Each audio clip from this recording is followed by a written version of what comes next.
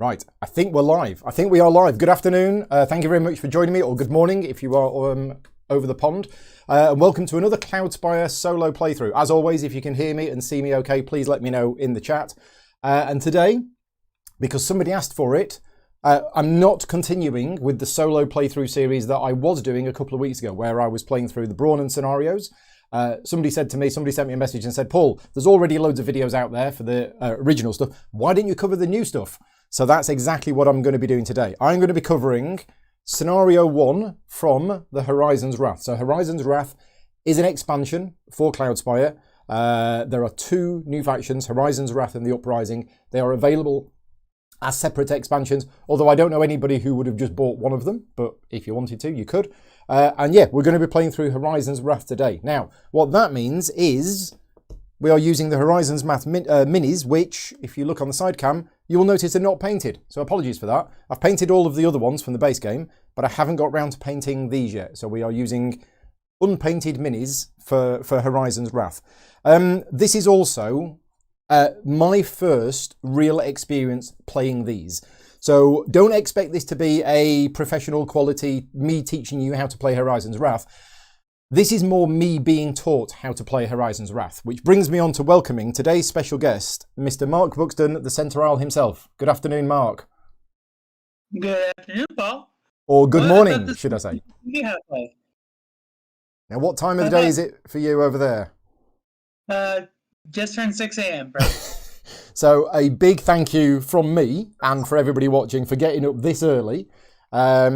But Mark, for those who don't know, is the rules guru, the worldwide rules guru for Cloudspire. I've heard it told that you have a neural implant that whenever anybody asks a rules question on either the Cloudspire Discord channel or the Cloudspire Facebook group, you get woken up whatever time of day it is and you answer it. Is that true? Really about what they're going to do in the year 3000? Never mind. Well, I don't know. I don't know about you in the US, but we've already got neural implants here. So, you know. I have my phone. Does that count? Does that count as a neural implant? It does. It does. So yeah. Thank you very much for all of your support with this game, because I don't think I would be where I am with this game if it weren't for people like yourself who's helped me with rules questions, certainly over the last 18 months. And I'm sure a lot of people are in the same situation. And thank you in advance for today, because you know how Horizons Wrath works, and I don't. Yeah, and that's one of the great things about the chip theory game community is that the rules aren't always that clear, but there's always a million people who are super happy to help you. Oh, absolutely. So. Yeah.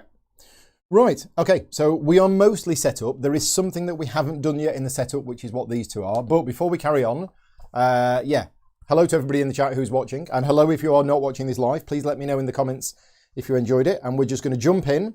And we're going to read the introduction, because all of the solo scenarios, you're supposed to play them in order because there is an actual storyline that takes place. So we're playing Chapter 1 of Horizons Wrath. Here we go. Seeking source supplies that would power their airship for years, the Horizons Wrath embarked on a series of raids on the joined islands of Ankar. However, their first sortie against the Airs did not have a good beginning. The crews of the Wrath's new spire ships were still uncertain at the wheel, and many of them were grounded when the ships landed. They could still fire, but they couldn't take off again. Meanwhile, a contingent of Wrath foot soldiers made their way towards a source storehouse near the air capital. Not wanting the Airs to salvage their technology after they pulled anchor, the Horizons Wrath decided to destroy their own spire boats. They'd have to split focus between blasting their own ships, stealing the source, and putting pressure on the main air military force. So that is the story intro. Now, Mark, you said that there's more story to this. Do you want to explain a little bit more about the background to this and why we're stuck here? Well, essentially, it kind of touched on that at the beginning, was that they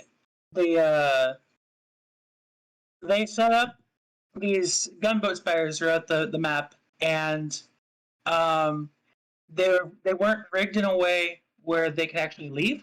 Mm-hmm. They didn't rig them correctly, so one of our objectives in the scenario is to destroy all spires in play, including our own. Yeah. So in the scenario special rules for this scenario, our heroes are allowed to attack our own spires. Right.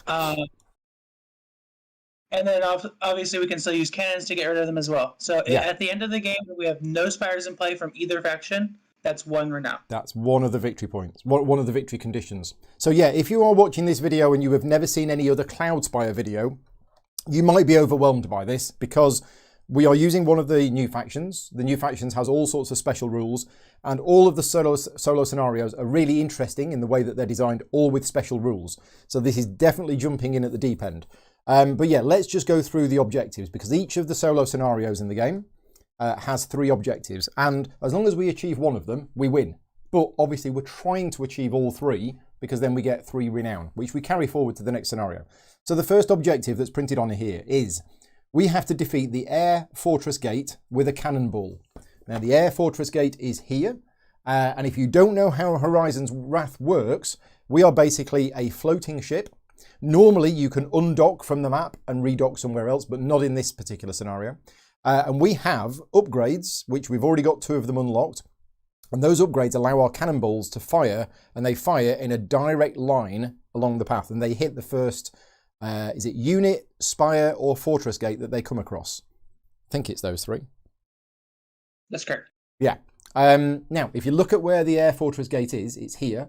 So in order for us to attack that with a cannonball, it's actually this one. It's cannon number 1. These cannons are numbered 1, 2, 3, and 4. And because we've got both of these upgrades, it means we can fire from any of these cannonballs. So yeah, so that's one of our objectives, is to fire cannonballs from here to destroy this fortress gate. That is one of them. If we do that, the scenario ends immediately. Right. The second objective is to defeat the Air Fortress Gate, not necessarily with a cannonball, just defeat it, as long as there are no spires in play. So as Mark says, literally no spires in play, including our own. And we have 4 on the map at the start of the game. And the third one is we need to return all 5 source capsules to our fortress. So again, another special rule for this scenario, but in setup, we've got 5 source capsules here. Now the scenario tells you to use Narora units. I'm just using the, Mark recommended I use these source trackers because I'm not using the source trackers for what you're supposed to use them for. And because I've got 5 of them, which is exactly how many I need, they are the source capsules. And what we can do during the game, and we don't have to do this, but we could try, is we can send our heroes to here to try and pick up these source capsules and return them back to our base. But every source capsule that a hero is carrying reduces their movement stat by 1, because they're pretty heavy. So that's one of the things that we could be doing. Special rules. We don't have a market in this scenario. So if you're wondering where the market is, we don't have one. We've got the 2 upgrades. Earthscape. Right, so at the start of the game, we've built the map as you can see here, but there is an Earthscape that we can put here. You roll the dice to see which Earthscape you have a choice of, and we have a choice of either 10 or 12. And we choose which one we want, and then we can orient it however we want, and then we can put our type of landmark on it. So Mark, what's your thinking on this? Does it matter that much? There are 2 choices, and the obvious reasons we might want them. So the one in your left hand, I don't know the numbers of the escapes, I'm sorry. I know. This is number 10, I think. It has path and plains. Our units are able to walk on plains. So if we use that escape, there's going to be more movement options for us near their fortress, which lets us zigzag our units more effectively. If we use the other escape, then that is very dense, is the best word I can use. We can use it to narrow the path, making less options for the heirs, if we get up there, to attack us from multiple fronts. Right. Okay. Now, the fact that it's given us a choice of which one we use, I know the people at Chip Theory Games, they play test their scenarios quite a lot. That means there's probably 2 different ways we can go. It's not like there's a better choice, is there? It is down to us. Yeah. Okay, let's go with the enhanced movement options for us, I think. So I'm going to put that there. That is the first choice we've made. Now, we set up the rest of the source places as normal. So I've got the landmarks, is what I meant to say. So I've got the swamp landmarks, and we put one of them on the source nearest us, which is there. and one of them on the source nearest the heirs, which is... Oh gosh, I think there's two of them.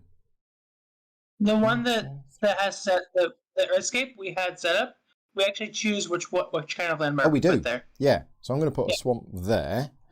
That's it, I'm afraid. Right, so what do we want? I mean, you know the mix of the landmarks better than I do. No, before you go, because during setup, the forest hex that's next the other uncovered source bell, that is also a swamp during setup. There. Why does this one get a swamp? Look at the scenario itself. I'm looking at the scenario, and it says F, I believe. F, swamp landmark. Right, okay. So there's one there as well. So what do we want on this Earthscape? Do we want swamp or ruins or whatever the other ones are? Temple or ruins? Swamps are always minions, and they always give you source. Mm-hmm. Temples are the ones that hit really hard, and you can get like wounded priests off of them, or you can get free spires. Yep. You can get the Nowhere Altar. I'd probably just go swamp, honestly. This scenario doesn't give us any source. Okay. Swamps are always... We'll just go with the swamp one there. And yeah, there's a couple of comments in the chat, but you're right, I have the first printing of the game. So the numbers are not on the tiles, but in the second printing, they put tiny little numbers. I, for one, spent quite a while looking for the numbers and couldn't find them. So yeah, that's a change that they made in the second printing. Right. I think we are all done with the setup. So just to show you what we've got here, the heirs have 2 minaret spires, each of which have, let's put the side camera on, each of which have an attack upgrade, a range upgrade, and a fortification upgrade. So they've got 2 of those. They have here a Regal Lookout, which has got 2 attack on it and 1 range on it. So now it's 1 range in addition to the 1 range that it has normally. So that's actually got a range of 2. And it has another minaret here. Now, the heirs have a hero, which is Keem on top here. But, and you'll have to explain this bit to me, Mark, because I didn't quite understand this. It says Keem is perched on the Regal Lookout on Hex B, which is here, and cannot be moved from this position for any reason, even if the spire is defeated. This spire is active, but the talent Elfin does not trigger while Keem is perched there. So what's the point of Keem being there if he never moves from that hex? Keem in this scenario also has the talent 1 range. And with the range upgrade, that means that she has 2 range total. Oh, right. So she is going to be attacking from the spire, on top of the spire, shooting us down as well. Oh, okay, gotcha. So she's there with range 2, doing 2 attack in addition to the spire. And if you recall in your game with the Grove Tenders in Scenario 2, where we were able to do that cheesy displace into the fortress thing, well, Keem can't be moved, so that's not going to happen in this scenario. Oh, yeah, I remember that game now. It's all coming back to me. Okay, now we've got lifeboats and we've got air clippers. The lifeboats, again, these are fixed, because normally you build a lifeboat and it's got 1 fortification, but in this scenario, the solo scenario tells you exactly what to place, and we've basically got an attack, a range, and a fortification on each of these.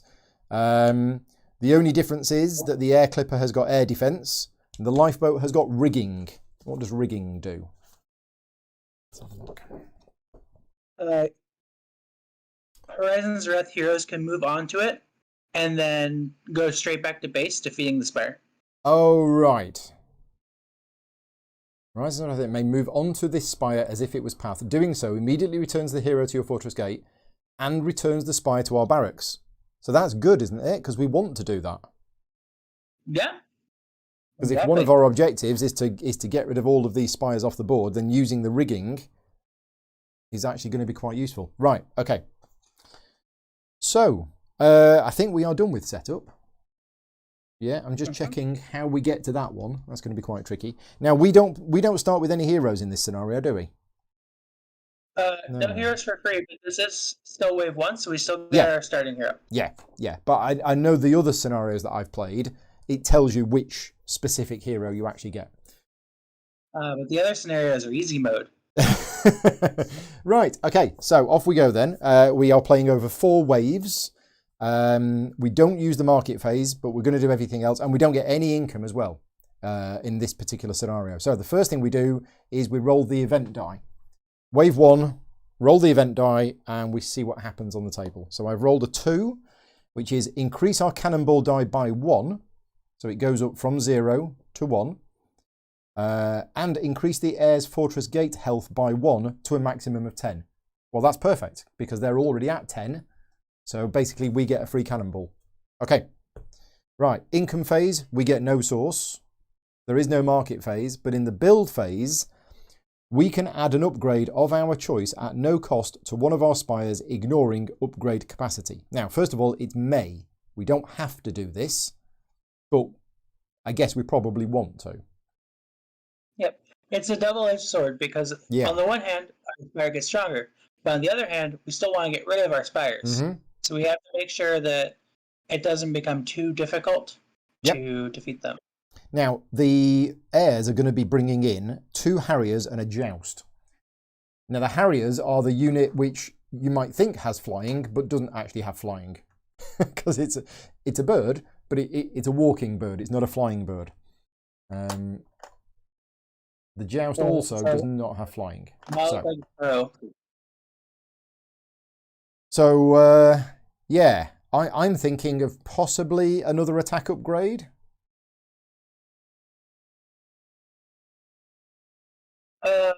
So putting an upgrade on the lifeboat or the air clipper would both be fine. If we put it on the air clipper, the heirs will not attack it. At least on the first wave, I don't think. This one. Yeah, because of their movement, they'll end up next to the. Because they'll go around here, won't they? Okay. Maybe put. Put an upgrade on the lifeboat. It makes the lifeboat more durable. Yeah. So the heirs are less likely to defeat it, and we do want that lifeboat to get Mistbane back early with source capsules. So I think attack upgrade on this lifeboat here. That okay with you? Sure. Right. Okay. There we go. So we've got an attack upgrade on there. That's our free. That's what we do in the build phase, and because we haven't got any other source, we don't do anything else in the build phase, and they don't do anything in the build phase. Right, we now go to the prep phase where we've got 5 command points to spend however we want, but because it's wave 1, we get our first hero for free. So we get Mistbane for free, who's got 3 health. Now let's have a look at Mistbane's talents. Mistbane has Swashbuckler. When this unit attacks, you may increase the damage dealt by 1 for each opposing unit adjacent to it. If you do, and a unit, spire, or fortress gate is defeated by the attack, this unit does not level up, and you do not receive the shown reward. Okay, so basically you can fight harder, but you don't get the rewards for doing so. Yep. Okay, right. So that's Mistbane. What are we going to spend our 5 command points on? Because the Horizon's Wrath have a very unusual unit that they can buy called the Swabby. Now, the Swabby costs no source to buy. So we could literally buy all three of our Swabbies. And is that what we should do? Is that an obvious move, just to buy all of the Swabbies? No, because Swabbies have the talent, what is it called now? They have the talent Prince Gain. Yeah. That when they're defeated, they're removed from the game unless we spend 2 source to put them back in their barracks. Okay. So if we deploy all of our Swabbies, it is free in command points. Yeah. But it costs us 6 source, or we just lose them for the entire game. Right. Okay. So you should choose when you want to deploy them, because you might lose them. Yes. Yeah. Okay. You don't want to just throw them away. Yeah. Now the abilities that they do have, because basically they've got an attack of 0, and they don't cost any source. But what they do have is they have Invigorate and Press Gang. So whenever the Swabby is defeated, the next thing that it's grouped with, or in fact, it says promote 1 friendly active minion. So literally anywhere on the board. Exactly. Right. Okay. It doesn't So they have to be grouped. That is only for the promoted swabbies. right. Okay. So I don't know. I mean, I've not played Horizon's Wrath. I've not played this scenario before. Should we be deploying any swabbies at the start of the game or not? So I played this scenario yesterday, and the option I went with for the first wave, I went with one swabby, a buccaneer, and a glider. Okay. So the buccaneer has the talent hunter, which if you've played Brannon, you should be familiar with. Extra damage against landmarks. Yep. Yeah, and since we have so many swamps, the buccaneer has lots of is more likely to get us to get some extra sword. Okay. Because Mistbane generally is not very good at defeating landmark. Because Mistbane can't promote. I mean, he can't get extra damage off of promotion. He's got no dots. He has no dots. So the first thing he does when he kills something is he levels up to the other side, which also has no dots. Right. Okay. Mm-hmm. So he can't get any upgrades from rewards. Okay. Yeah. So Buccaneer's a good choice. We could also go with Gunner. Gunner is a very strong choice. Gunner with Swabby. Yep. That would give us 3 range, which lets us outrange their spires. And range is kind of strong in the game anyway, so it gives it quite an advantage. Corsair is another strong option. He has on his promoted side, he has capture, which we can get rid of their Harrier for the entire game. And he has this ability called Riposte, which means that when he gets attacked, he can choose to heal back the damage that he just took instead of retaliating. And nice. Since he has 2 attack and the Harriers have 2 health, they can attack him. He'll heal it off. Then he attacks them, and they don't retaliate. So he's still at full health, and so he's going to. So we have lots of options here that are all good. Yeah. Okay. Part of me is tempted to go with the option that you went the other day, but part of me is also tempted to do something different. So I think we'll go with something different. I think let's try the Corsair, and we'll see what happens. So we're going to buy 1 Swabby for 0 and 1 Corsair, which actually costs 5. And that's one of the good things with this game. I mean, certainly the first Brannon scenario that I've played a few times, a few people have said, oh yeah, there's a definite way that you should do this. But actually I found, I mean, you'll correct me if I'm wrong, Mark, but I think there's more than one way to do each of the solo scenarios. Yeah, so people kind of figured out that with the first Brannon solo scenario, you deploy siege towers, and that's like the intended way you can go about it. But you can also get through the scenario without deploying a single siege tower. Yeah. So, there's at least 3 or 4 avenues that you can go about that scenario and still win. So. Yeah. And we'll see how we get on with this one. Right. So how are we going to deploy our units? Do we want to put Mistbane? So he can walk along the grass as well as the path. Whereas our other units can only walk along the path. So that's not actually that much different. We don't have anything that can get onto this forest here. Yeah. So we're not going to be going anywhere near that. When our units promote, all of them are able to walk on grass. Aha, right, okay. But yeah, I don't think that's going to change much in this particular layout. It means we can go onto that hex and that hex. And that one. But yeah, not much. So, do we want to group the Swabby with the Corsair? They've both got 2 movement. If we group them, then we won't be able to attack with the Corsair right away. We'll have to wait until the unit attacks us first. Yeah. Which isn't that bad. We won't have any source without the Swabby though. I'm sorry. Let me say this better. We need to defeat something to keep the Swabby alive. Or if we we have bother. to get rid of the if we bother keeping the Swabby alive. Because we've got 3 Swabbies, we might just use them as, sacrificial units, effectively. So yeah, I always find the decision about whether to group or not a really interesting one from a tactical point of view. And I'm certainly no expert in it by any means, but there are definitely advantages and disadvantages to both of them. Yeah, okay, so I'm thinking not group them. I think not group them, not deploy them, put them on there, and maybe put Mistbane. I mean, we've got full control over Mistbane. So I'm thinking of putting Mistbane at the front because he can move 3.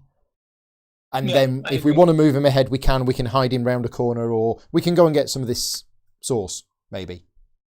Okay. So that's that done. So what we have, if you can see it here. Actually, not there. Not there? Oh, it's not there, is it? No, because that's the plank. They go here. Yeah. Yeah. So the Horizon's Wrath work in a different way in that, as I say, it's a floating fortress. This tile here is actually the plank. And at some point in the game, we can pull the plank, and that actually destroys everything that's on there. And we can still pull the plank in this scenario, can't we? Yes. Yeah. We can use our tactical maneuver to pull it. We can still get the advancement that lets us pull the plank. Yeah. Strategic maneuver. So do we need a fortress advancement to do that? I thought you could just do it. For strategic maneuver, it's once per game, and you just have it. Right. There is a fortress advancement that lets you pull the plank. Okay. Which you can do multiple times per game. Right. Okay. But you have it's like the Bronnan's Stronghold die, where you use it once and then it goes away. You have to rebuy it. Got it. Okay. Right. So the heirs have a Harrier promoted, and a Joust, none of which are grouped. So Harrier with 2 health, promoted. Then another promoted Harrier with 2 health, followed by, what did I say? A Joust, a normal Joust, which has got 3 health. Okay, so they are going on the Heirs Fortress Gate. You can't quite see, but it is there. And we are ready to start. So the heirs are going first in turn 1. So onslaught phase. Now, where is the solo turn sequence? It's at the back of the solo book, isn't it? I just want to get that reference guide in front of me. Oh, in fact, I've got it here. That'll do. Right. So start of turn movement. So we have the first Harrier, which moves 2. Now these can only move along the path. So do we have a choice? No, this space is this is quicker, isn't it? Yeah. So it goes 1, 2 to there. This one goes. Harriers have 4 movement. I don't know what you're reading. Harriers have 4 movement. Yeah. Where did I get the 2 from? 1, 2, 3, 4. So that moves to there. And then the Joust. In fact, is it that they have to use all of their movement if possible? Yes. So would it go there, or would it go there, wouldn't it? It would, yes. And then the Joust moves 2, and that one will go there. Right. Movement done. We don't have any spires that can fire on them. They don't explore. So that's it. It's our go. Right. Yes, sir.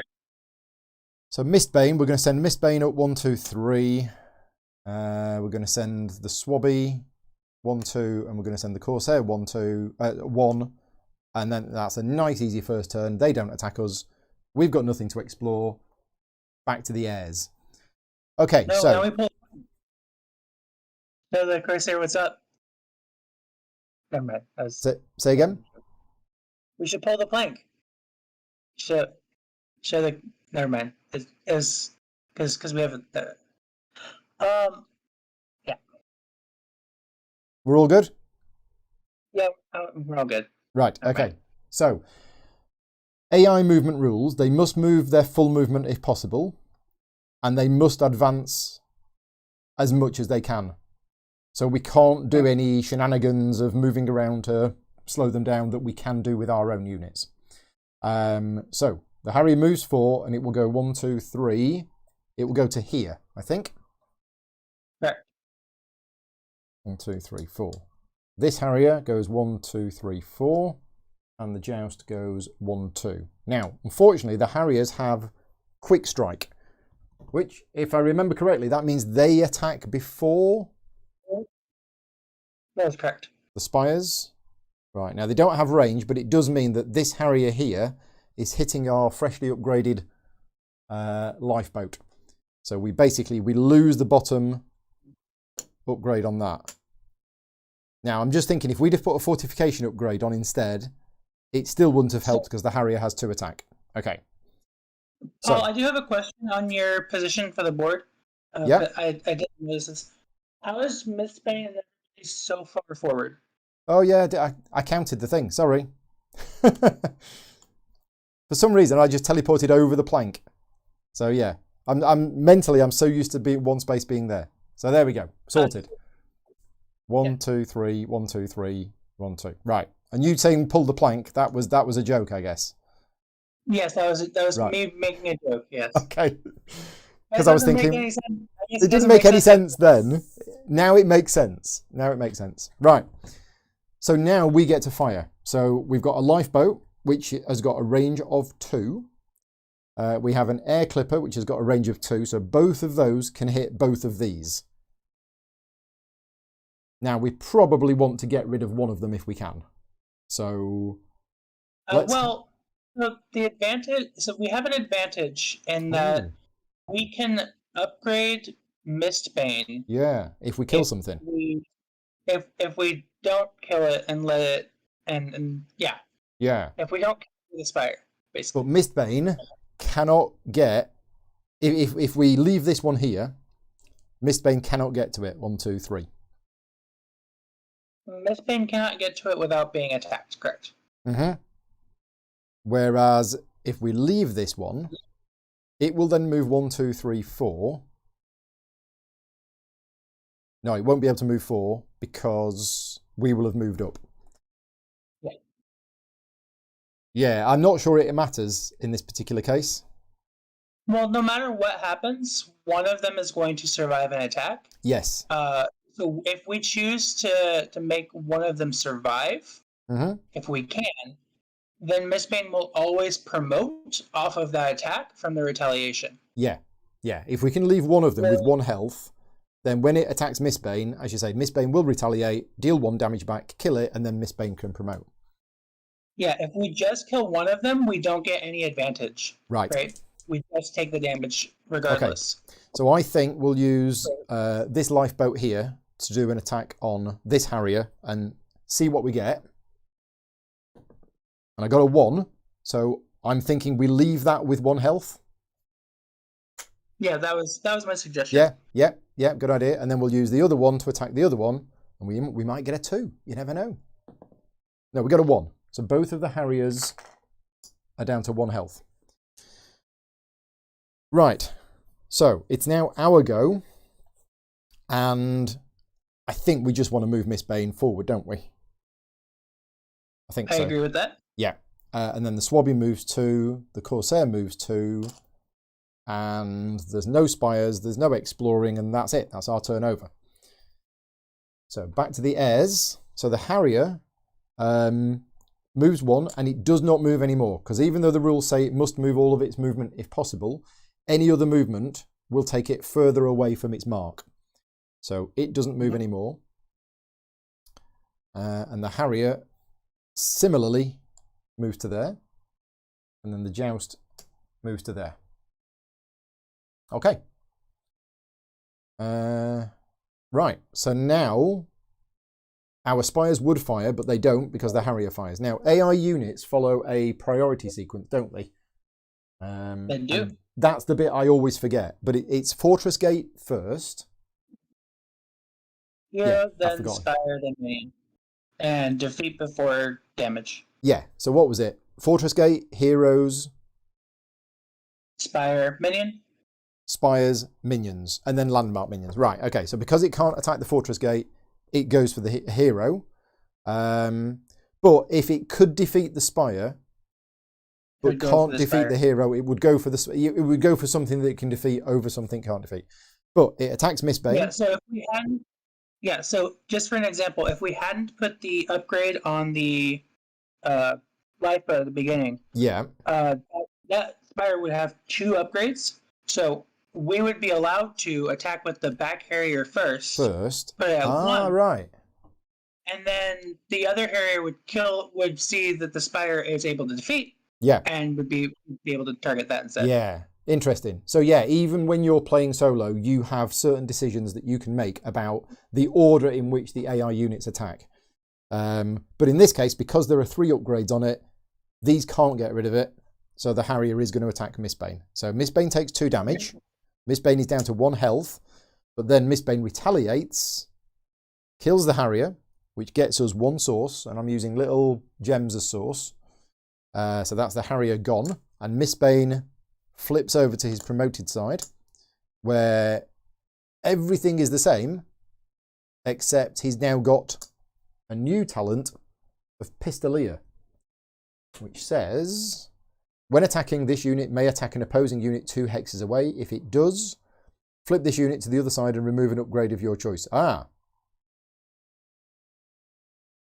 Flip this unit to its other side. So he's got 1 shot in his gun. Yeah. And remove an upgrade. Upgrade is confusing to a lot of players. It is. Because Tinbeard has Pistolier as well. Say that again. So Captain Tinbeard, one of our other units, also has Pistolier. And right. That text. Okay, so Pistolier for Mistbane, forget the bit about removing upgrades because he doesn't have any. Right. Mm-hmm. Okay. Then this Harrier attacks our Spire and removes the fortification upgrade on the bottom. Okay. And now it is our Spires get to attack back. So neither of them can hit the Joust. So therefore both of them are going for this Harrier. Sounds right. Okay, so I might as well roll both dice at once. And I've rolled 2 damage. So the Harrier has gone and we get an extra source. We now have 2 source. Okay, nice. Our go. So what are we going to do with Mistbane? Well, Mistbane's at 1 health, so we don't want him to be in a position where he's going to die. I'm thinking here. Yeah, that seems reasonable. Because that's safe. 1, 2, 3. It's absolutely safe because that Joust is going to go along this path towards the Fortress Gate. Yeah.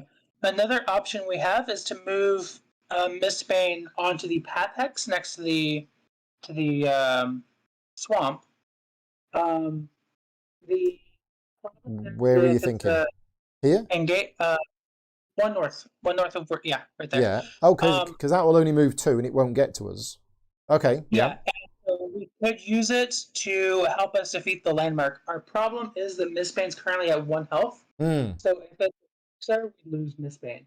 Yeah. If this has got foreboding, then we might be in trouble. Yeah. If it was something like toxic secretion, we'd be laughing. That would be brilliant. Mm-hmm. But no, I think keep Mistbane here. Yeah. We don't actually want Mistbane there, regardless. Okay. Because he's not going to get attacked, and we do want him to be able to move to the lifeboat. And if he's there, it's going to take him 2 turns, and he's safe on the path X regardless. Okay. Right. So yeah, he is safe here this turn. And if he's carrying 1, he's going to lose 1 movement. So if he's on that Plains X, he's not going to be able to get to the lifeboat in 1 turn. Right. And do we want him to get to the lifeboat?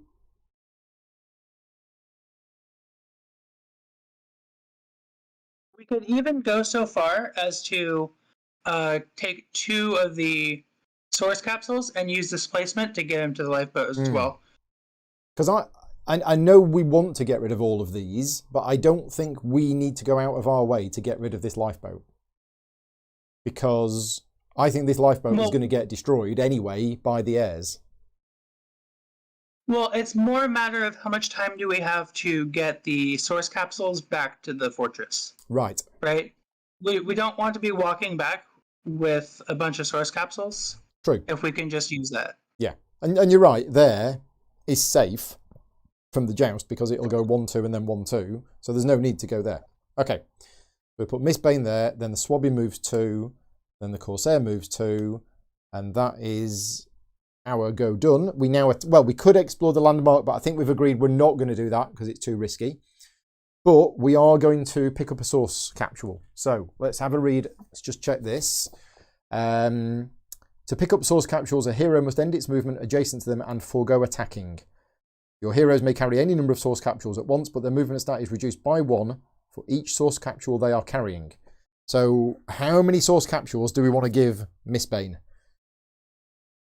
So we could give them 1 and then we could just move to the lifeboat directly. Or we could grab 2. If we grab 2, then we won't be able to get to the lifeboat right away. Yeah. But we can move 1 and then displace Mistbane using our other minions to keep him safe still. Yeah, I think that we'll pick up 2 and we'll see what happens. So Mistbane is picking up 2 of the source capsules. Right, that is our go done. So now it's the heirs. This one moves 2. There is no choice of where it moves to.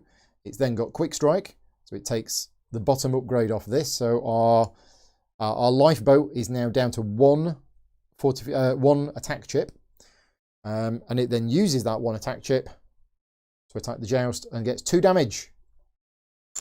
So the joust is down to 1 health. Okay, so our go.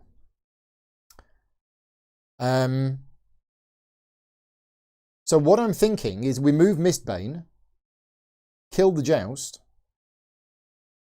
Oh no, because we move Mistbane, and then Mistbane will get displaced by all of the other stuff. So for us to not lose the lifeboat in this case, because we are using a Swabby, we leave Mistbane where he is, move the Swabby up. Yeah. Flip the landmark, and if the landmark is a Traxxar, that's fine. We can still survive it because of the Swabby. And if it's anything else, we can use Pistolier with Swashbuckler to defeat the Joust from a range. Right. Yes, I forgot he's got Pistolier, hasn't he? What happens if this landmark is really, really bad and it's got Engage? Because then Mistbane must attack it as well.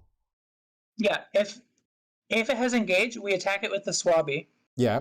Then it uses its retaliation. Oh, it uses its retaliation. Right, okay, yeah. Got it. Yeah. So then the Joust will attack it for us, and then it's actually better if it's Engage. Yeah, okay. So we move the Swabby, then we move the Corsair, and we're not moving Mistbane, and I have a cat. Hello, cat. Loki went to the vets this morning, didn't you? Yeah, you weren't happy about that, was you? No, it's just their annual boosters. Nothing wrong with him. He's just a bit fat, aren't you? Yes, a little bit fat. So, we've done all of our movement. We are going to reveal the landmark. So the landmark is... It's a thorax. Now, we don't have to reveal it if we don't want to reveal it, but it has toxic secretion. So, I don't think that's going to be good for us. True. Although it is 5 source, but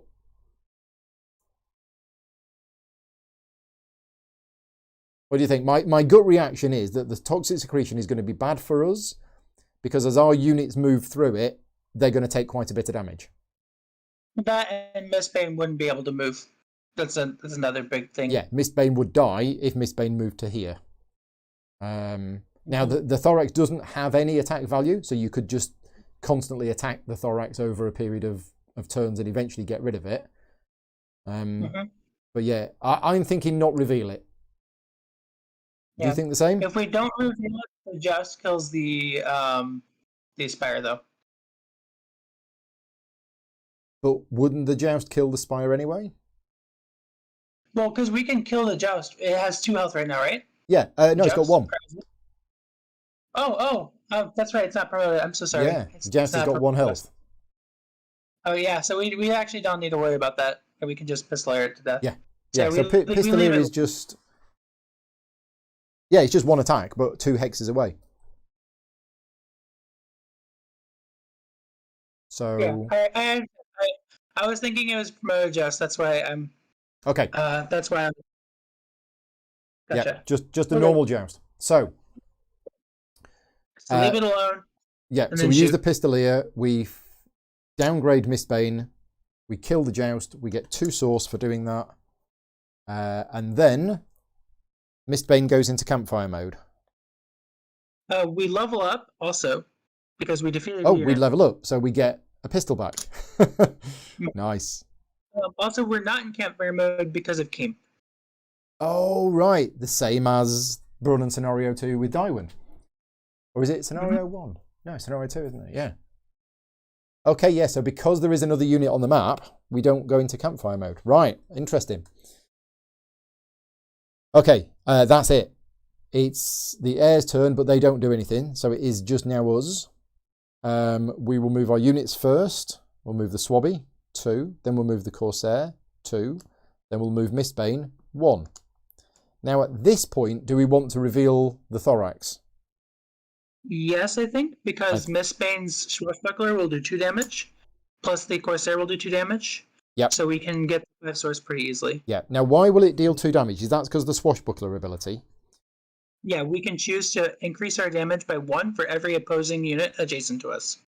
The Thorax is an opposing unit. When this unit attacks, you may increase the damage dealt by 1 for each opposing unit adjacent to it. It being the unit that's attacking. Okay, so yeah, we do that. We reveal the Thorax. So this whole area is now affected by Toxic Secretion, which is going to deal damage to anything moving through it, but I don't think we are going to move through it. The Corsair attacks, 2 damage. Mistbane attacks using Swashbuckler, 2 damage. Thorax is down to 1 health. And it doesn't have retaliation, so that's great. The enemy Spires, by the way, they are just out of range, so they didn't attack us this turn. Right, over to the Airs. We're also allowed to look at that swamp if we wanted to, the one next to Swabby. Yeah. We probably should, actually, because losing the Swabby isn't a big deal. So yeah, I think we'll investigate this and see what it is. It is Sabissa. It's another one with Toxic Secretion, which we're definitely not revealing. I agree. Yeah, it's very, very similar to the Thorax, but that's going there. We are not revealing that. Okay, so on the Air's turn, they do nothing. And then on our turn, so the Swabby. So we do have choices here. We can go there or we can go there. But I'm not sure it actually matters, apart from revealing this landmark. If we survive, which we probably won't. Yeah. So there's no reason not to take the risk, right? Because it's not going to do damage anyway. Yeah. We'll go there. We'll move the Corsair here. So what are we doing with Mistbane? Are we staying where we are and getting rid of the Thorax? Or are we moving on to the lifeboat and using the rigging ability to basically put ourselves back? Because that will then heal us ready for next wave. So we currently aren't in a rush to get back because we're not going to... The wave's not going to end this next turn, right? No. So we could probably kill the Thorax, get the source. Then on the next turn, go rigging. Just have your cake and eat it too, right? Yep, I think so. So yeah, we're not moving Mistbane. So enemy attacks. We have a few. First of all, Keem cannot attack. She's got a range of 2, so just out of range for Keem. However, the Regal Lookout that she is on, that also has a range of 2, so that can't attack. But the Minaret, that's got a range of 2, and both of these units are in range. So it will go for... am I right in thinking that they always go for one that they could kill rather than one they can't kill? Correct. So it goes for the Swabby. Dealt 1 damage, so the Swabby is dead. Now, do we want to spend 2 source to save the Swabby or lose it? I think lose it because we've got 2 others. True, but we are about to get 5 source off of this landmark. Okay. We have plenty of source, right? Mm-hmm. And you think that there might be a time later in the scenario where we require all 3 Swabbies? I think Swabbies are never bad. Okay, we'll do that. We'll pay 2 source to keep it. So, Swabby is kept. I don't like if you feel like it's okay to lose it. If we want to use that extra source, let's see. We have 4 source. If we get 5, that'll put us at 9. Yeah. What are we buying? I guess I've not looked at all. Yeah, we could buy quite a lot of things with 9, but are any of these things that we could buy useful for this particular scenario? Because I know 6 is something I want to buy for promoted swabbies. Mm-hmm. That's always really fun. I mean, we could just buy lots of cannonballs. That's the thing. Yeah, we could buy lots and lots of cannonballs. Yeah, that's no, I think lose the swabby. We're going to lose the swabby, keep the source. Sounds because this lifeboat here is in the way of cannonball number 1. So we're going to have to get rid of that one first before we can then... Oh, and then we can take out this one. And then we can take out the fortress the fortress gate. Right, okay. Now, also, when the swabby dies, the swabby has invigorate. So when this unit is defeated, you may promote 1 friendly active minion, which will be the Corsair. So the Corsair is now upgraded to the other side. And that's it. That's their Spire attacks done. So on our go, we use Mistbane. Mistbane kills the Thorax, gets 5 source. Did you give Corsair his extra health? I didn't. Oh, he's got an extra health. Nice. There you go. So we get 5 source, putting us up to 9. The Thorax is gone. Mistbane cannot promote because Mistbane is already promoted and doesn't have any upgrades. Right. Air's turn. The Airs do nothing. Our turn.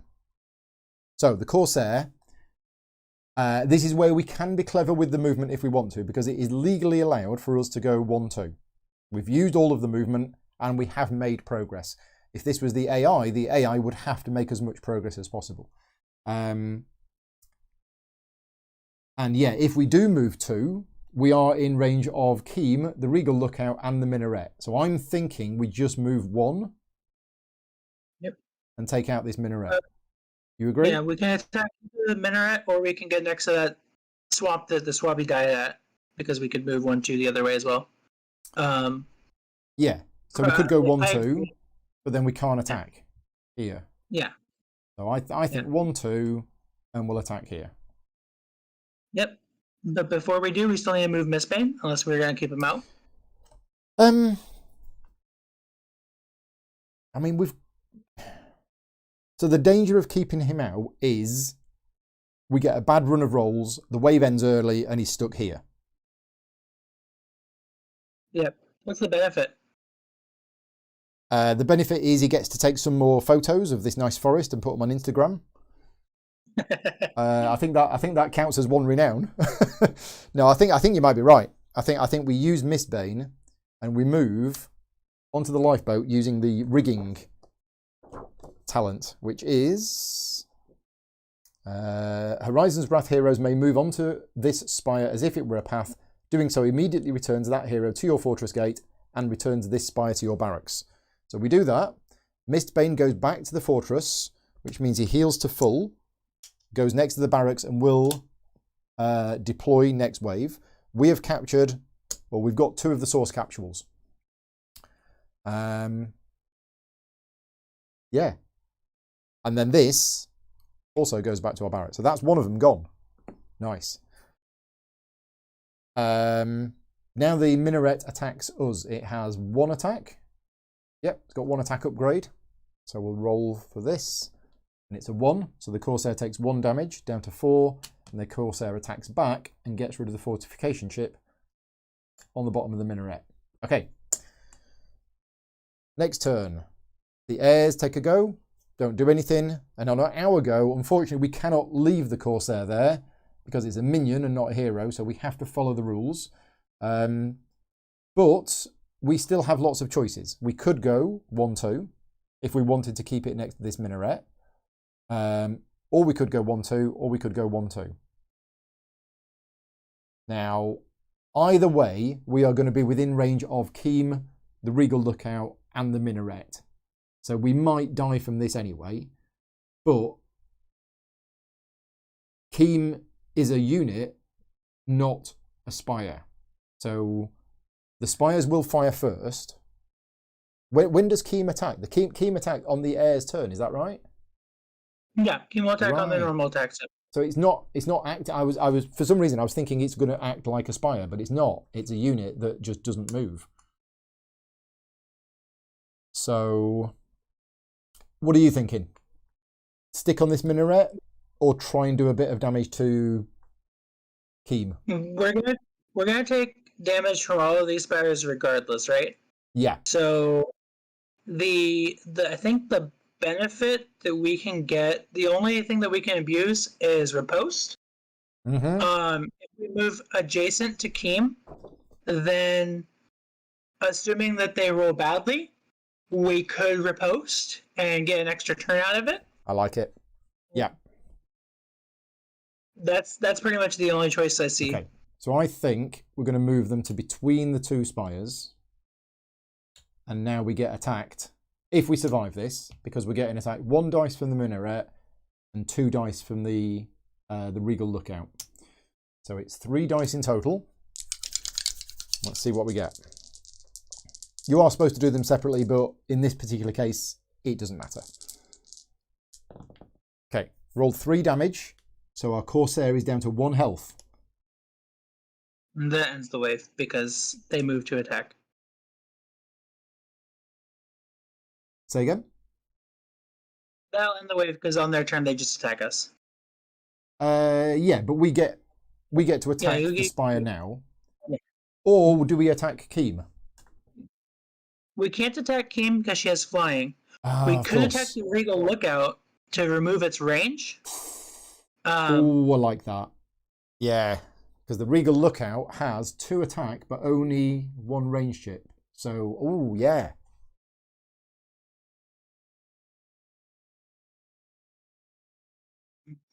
I like your thinking on that one, but I also... Oh, I'm not sure. No, I think you're right. Yeah, let's get the range chip off that. So that Regal Lookout is now down to just its default 1 range. There you go. Okay.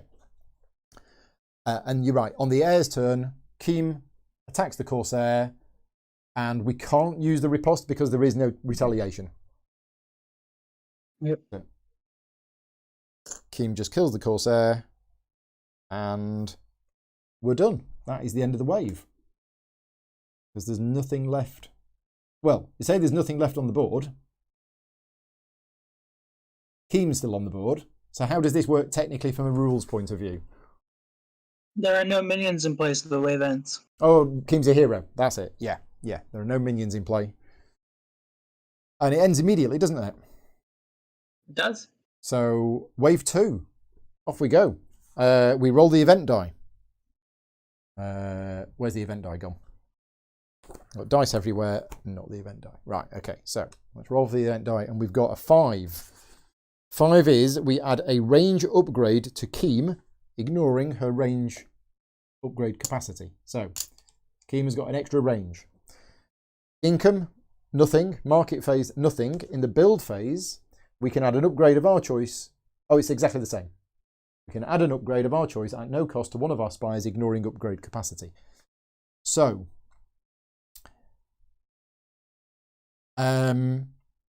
the air clipper here is the obvious choice. Mm-hmm. And I think if we put a range on it, that means it can attack all the way to there. But, maybe not. The advantage of the position of this air clipper is that enemy units are actually not going to go near it, are they? They're going to go round it. Yeah. They get blocked by themselves. Yeah. So I think put an attack upgrade on it. I mean, because they've got quick strike, it might not get to use that, but yeah. So put an attack upgrade on here, if that's all right with you, Mark. Seems fine, yeah. Okay. And then we get 7 command points. In addition, we get Mistbane, fully healed and ready to go. So, 7 command points. So I will mention, we're going to commit to that, but I will mention the advantage of not putting an attack upgrade on there is that it makes it easier for our heroes to defeat the opposing units, which Mm-hmm. means that we can level up more often. If we just kill them outright, we can't level up off of them. Right. Okay. I see. There was something else we could have done in the build phase, presumably, is that we could have spent our source on buying stuff. That seems reasonable, yeah. Yeah. So are we just going to go down the cannonball route and buy lots of cannonballs? Seems good, yeah. Okay. So we spend we 8 don't want source. promoted swappies then? Say again? We don't want promoted swappies? How do we get promoted swabbies again? It's hold level 2. Hold level 2. So that's going to cost us 6 source.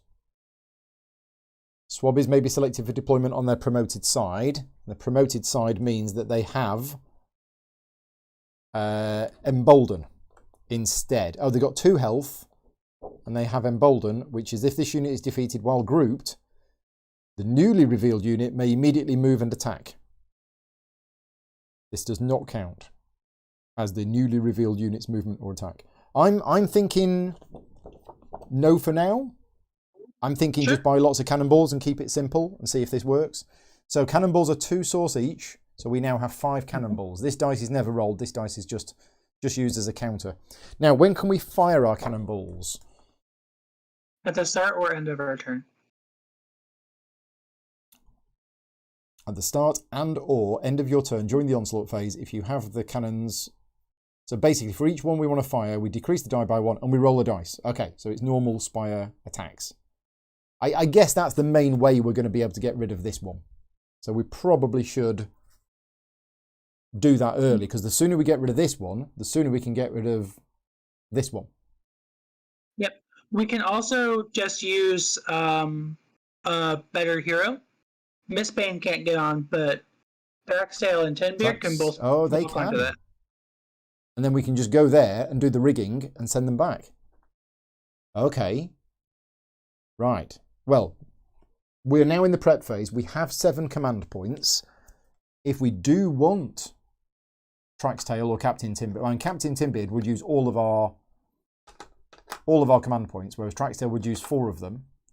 Doesn't give us very much.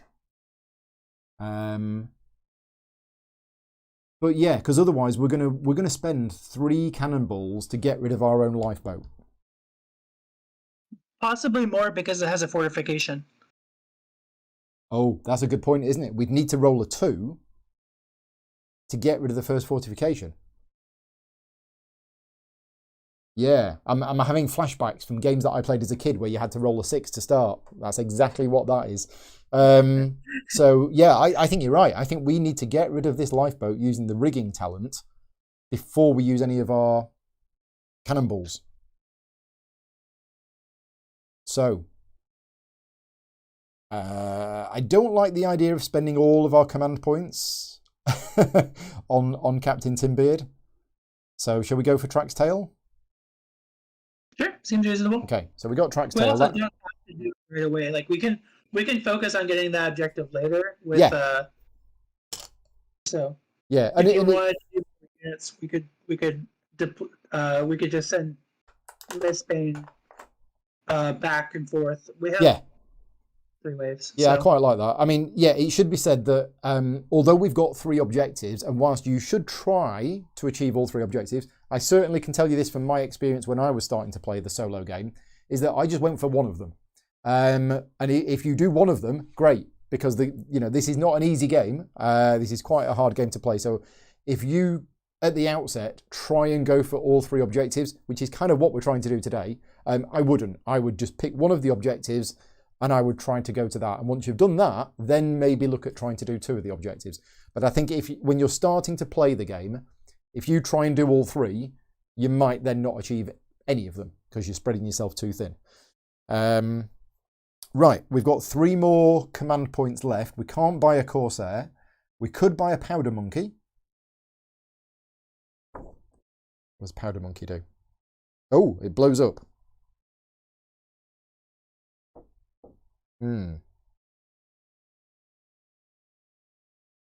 When this unit is defeated, all units, spires and fortress gates adjacent to this unit take 2 damage. Then adjacent spires take an additional 1 damage. Do you think if we bought a Powder Monkey, it would get to the end before it blew up?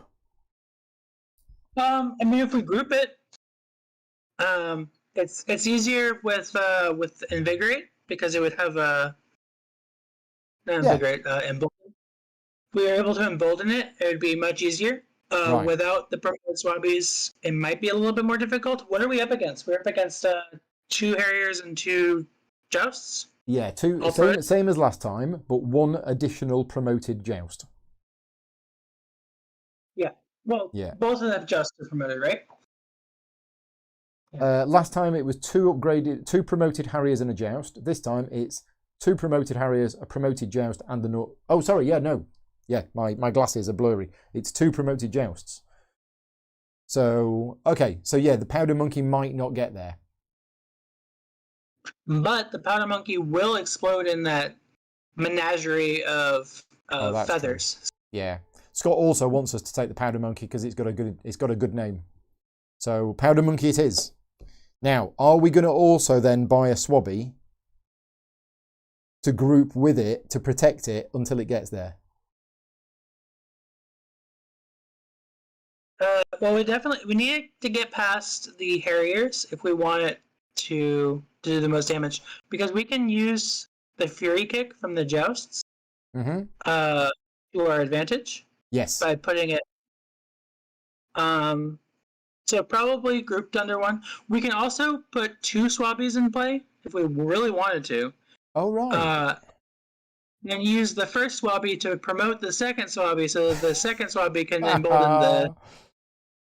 Okay, let's do that. That's fun. I hadn't even thought about that. So we're building a group with 2 swabbies and a powder monkey, all in 1 group.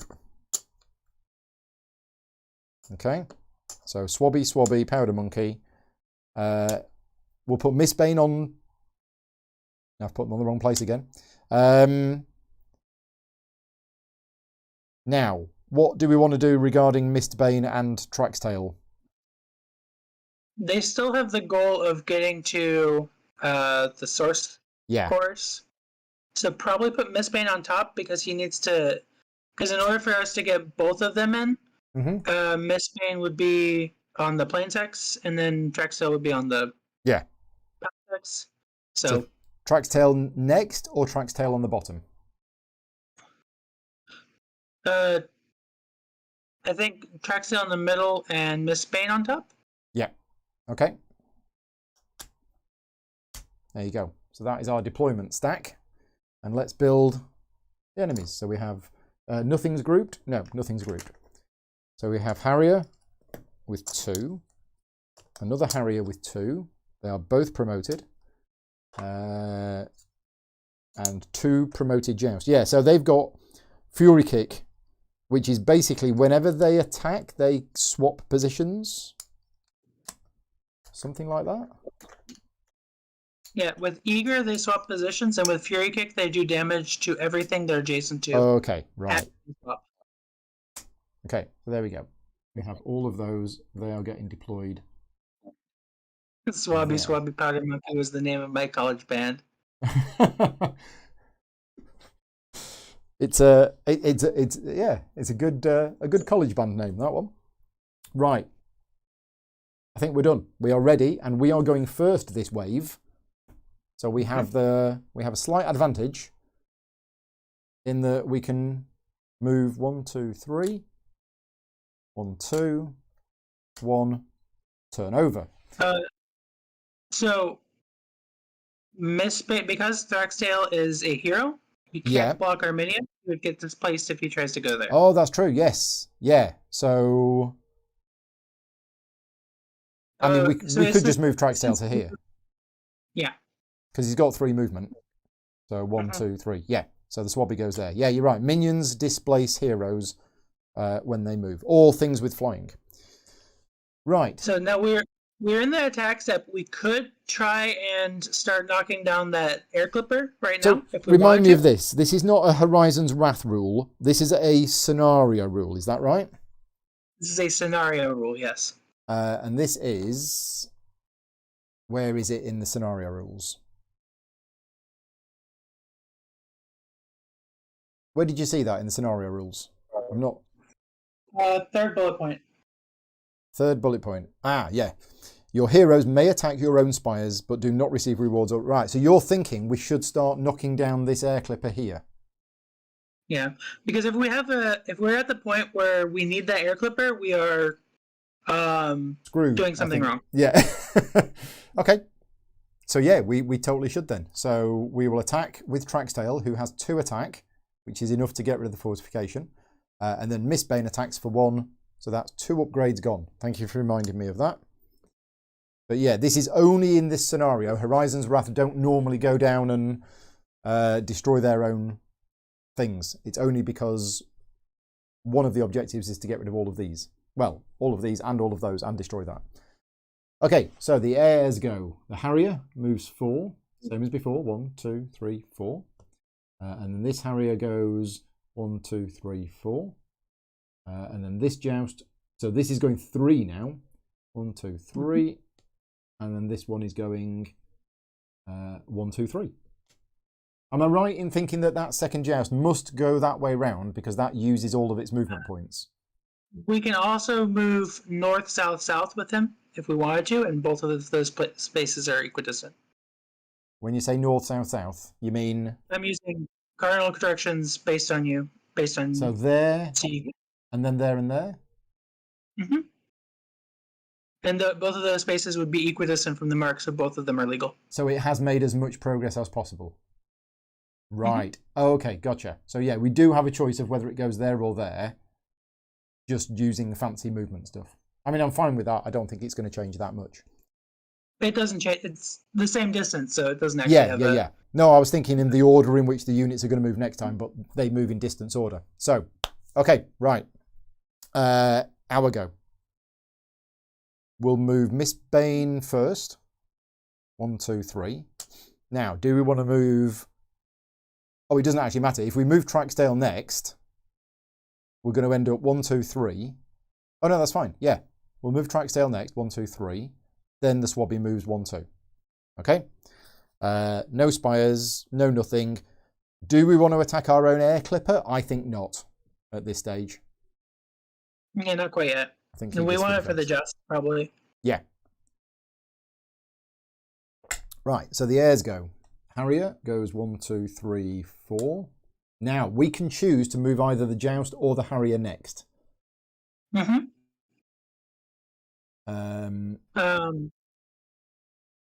So because we have a powder monkey and we want to have it explode into all of them as much as possible, probably having the Joust up front, it would be nice. Yeah. Plus, the Joust will will be more beneficial to get hit by the air clipper. Yeah. Yeah. So. Okay. So we move the Joust next because both are equidistant from their target, so we can. So it moves 3. 1, 2, 3. Now, does that block the movement for the Harrier then? It does. So the Harrier basically ends up here, and then this Joust ends up here. So that we could end up with that Harrier at the back because of how it's all moved. Right.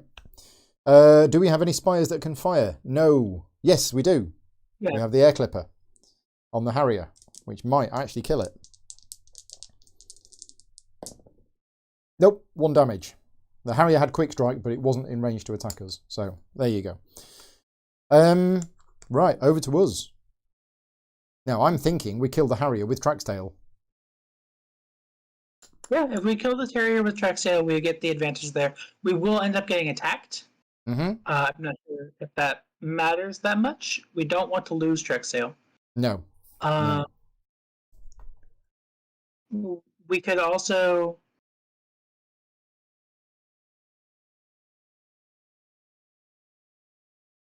Well, I think Mistbane's going to go here. Is that safe or not? Well, Mistbane can go onto the Plains Hex 1 south. Yeah, because otherwise this was safe last time, but it's not safe this time. Yeah. That, and it allows Traxtail, if he wants to go there. But if we put Mistbane where you had him before, we could use Pistolier to attack into the Crow. I'm not sure why we would do that if we have all these options to attack them anyway. No, I think Mistbane is okay here. So Traxtail can walk on forest. So we could put Traxtail here if we really wanted to. Yeah. Is that actually a good move? If we put it on the path, we can grab the source capitals. If we put it on the forest, we can get an upgrade. Yeah, I'm thinking kill the Harrier, get an upgrade, but then we're going to get attacked by 2 jousts. Well, we also still have our swabbies moving up, and jousts will prioritize something they can kill over something they can damage. Yeah, but the swabby will only end up here. Yeah, and then if we kill the Harrier, the joust is going to end up next to it. Oh, that's true. The joust goes 1, 2, 3. Mm-hmm. And then, as you say, the joust will kill the swabby. Right. Okay. Yeah, I think move Traxtail there. And move the swabby, the group of swabby powder monkey to there. Okay. So movement done. Attacks. Traxtail attacks. Kills the Harrier. We get 1 source. We get an upgrade.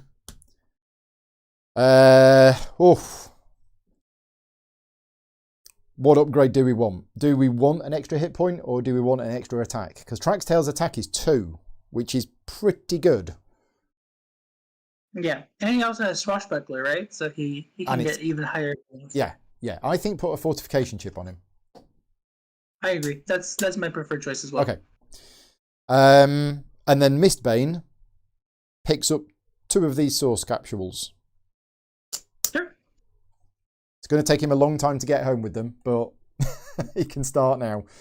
He might get there by the end of the game. Right, that's all of our attacks done.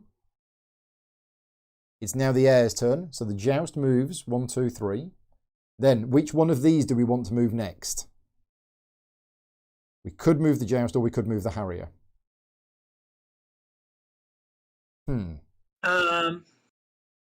This is going to get messy, isn't it? So if we move the Harrier, it's going to attack into Mistbane, which is going to be great. Because then we retaliate, kill it, and then get a fortification upgrade off of the defeat. You mean Traxtail? Yeah, I'm sorry. I confuse their names all the time. Okay. So we move the Harrier. It goes to here. Which means the joust moves to here.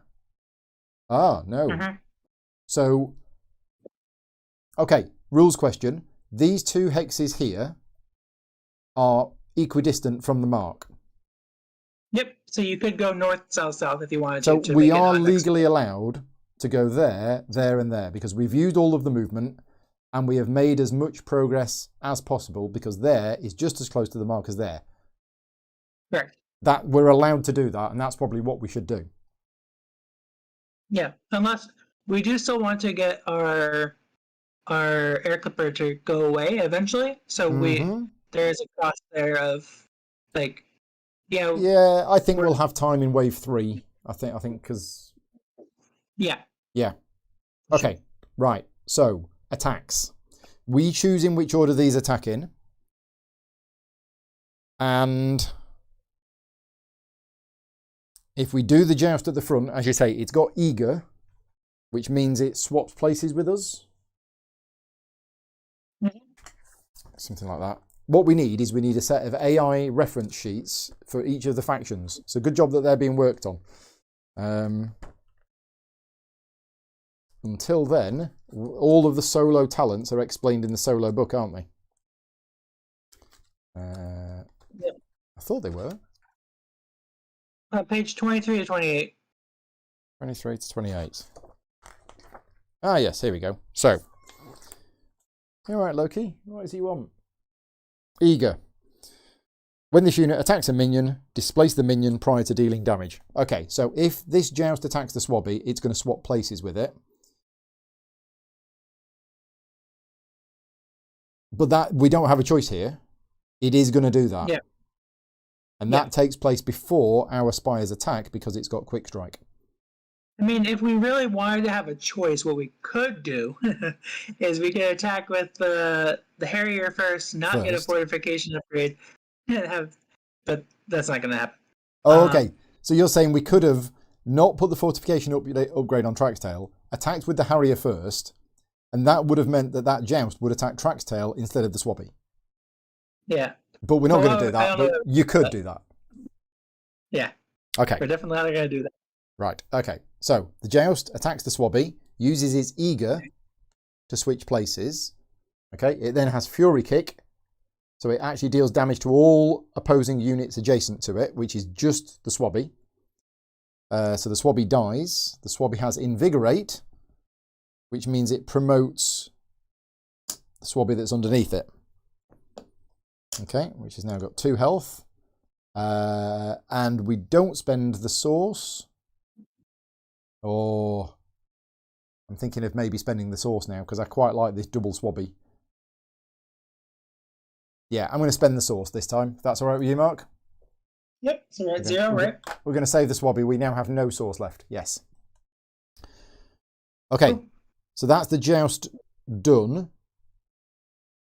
Now we go in with the Harrier. The Harrier sees a minion it's able to kill. So the Harrier attacks the Swabby. Mm-hmm. So we can't save this one because we don't have any source, but it has Embolden, which means Swabby, Embolden. If this unit is defeated while grouped, the newly revealed unit may immediately move and attack. This does not count as the newly revealed's movement or attack for the turn. So because of the Invigorate, the Powder Monkey is promoted. And then we're saying that the Powder Monkey literally activates right now. Mm-hmm. Okay. It moves, it can't get any closer, so it just stays where it is, it's blocked. Yep. And then it can attack either the Joust or the Harrier. And it could kill the Harrier. It could kill the Harrier. But we kind of want Traxtail to kill the Harrier. Yeah. So the Detonate, is that optional? It is not. When this unit... Oh, no, it's when it's defeated, it blows up. That's it. Right, okay. Yeah. It has 3 health currently. It has 3 health, yes, because it's promoted. So it's got 3 health. Okay. Right, let's have a think. What are we going to do? It's all getting very messy here.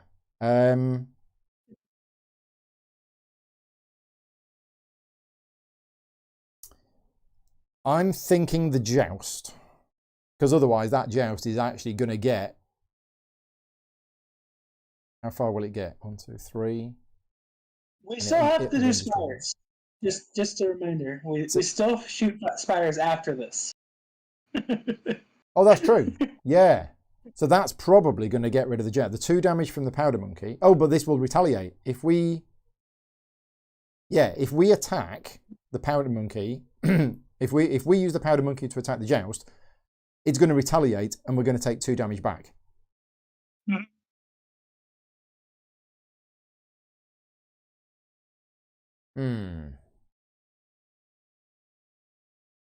I think the Harrier. Sounds fair. Okay, we're going to get rid of the Harrier. So the Harrier's gone. It doesn't retaliate because it died. We get 1 source. Right, and that was the special out-of-turn ability because of the Embolden. This Joust can't attack, so now our Spires fire. We have 2 dice. Yes. So our choice is between the Joust in the front that's closing in on our base and the Joust in the back. If we choose the Joust in the back, we could probably attack it with... If it does 2 damage, then we can use the Powder Monkey to defeat it without it retaliating, which will get our Powder Monkey farther closer to their... That's what I'm thinking. But it would also mean that this other Joust is a little bit close to our house. Mm-hmm. We might end up having to pull the plank. And we will have to deal with Royal Talons later in the game, so might want to consider that as well. So the pulling the plank is a once per game thing for us. Yeah, unless we get a Fortress Advancement. But you can restore the plank. Yeah, there's this whole thing where you can't move on to the hex if it doesn't have a plank on it. Yeah. But you can only pull the plank once. Right. And it says that... I'm just looking where it says that. Once per game. Once per game at the start of your turn in the Onslaught phase, you may reduce your source tracker to 0 in order to reposition the airship if the plank is in play, you pull the plank, see the following section for details, and then detach your fortress. But we can't detach the fortress, but we can still pull the plank. So it is a once per game ability, unless you have that other upgrade. Yeah. Right. Gill's here in the chat, and yes, I apologise that I haven't managed to paint these yet. Yeah, I've got plans for painting them, but they are very, very detailed, and they're going to look great painted. I just, yeah, haven't got around to them yet. So I think attack the joust at the back and see what happens. So we get 2 dice on it, and we've rolled 2 damage. That joust is down to 2 health.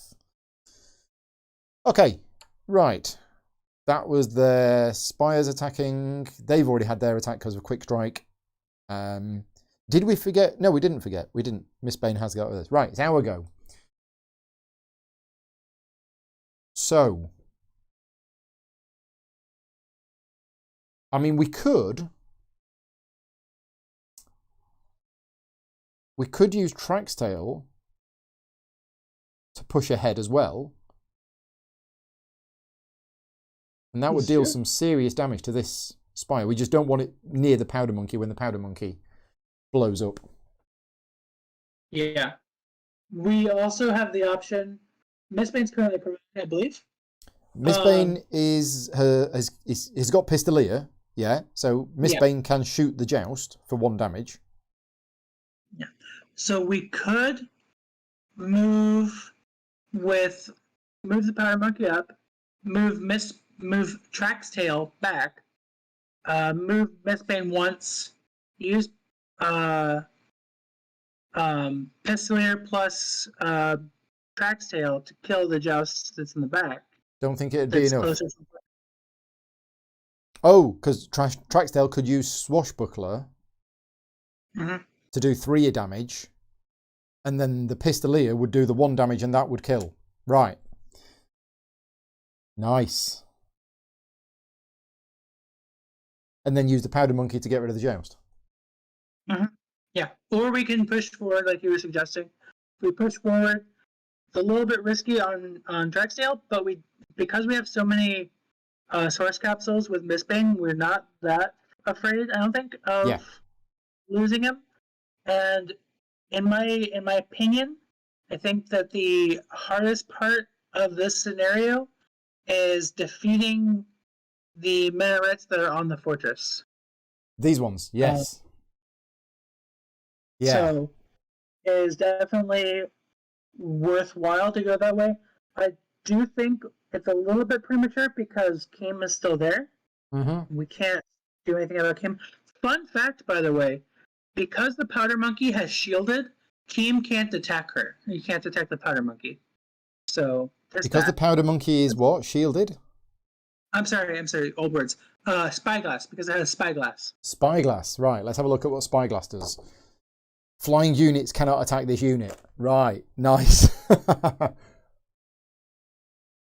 Interesting. Okay, so I think, move Powder Monkey to here, move Traxtail to here, move Mistbane to here. That sound good? Yep. Right. No spies are attacking us. Our attacks, the Powder Monkey kills the joust. Nice and easy. We get 2 source. 2 source? 2 source. We now have 3 source. The joust can go home. We then use Traxtail's Swashbuckler ability to deal 3 damage to the joust. And then we use Mistbane to shoot it, which downgrades him, but then because he kills it, he promotes again and gets another gun. And that's that joust dead. And Traxtail does take retaliation damage, though. Oh, he does, yes. He takes 2, which is... Now, this is the other thing that a lot of people make mistakes on, is that because a fortification chip counts as if it's kind of like 2 damage on a spire, on a hero, it's just 1. So it takes the fortification chip off and the health off. So Traxtail is on 3 health. Okay, right. Done. It's the heirs' turn. They have no more units on the board. Well, they have Keem, but Keem can't move, so that's their go done. And then back to us. So we have no choice with the powder monkey. The powder monkey moves to there. Oh no, we do have a choice. We have several choices with the powder monkey. We could be sneaky. We could go 1-2. Because we've made progress. That's allowed, isn't it? Am I misremembering its stat? No, it has 3. Oh, it's got 3. It's got 3. Yeah. Okay.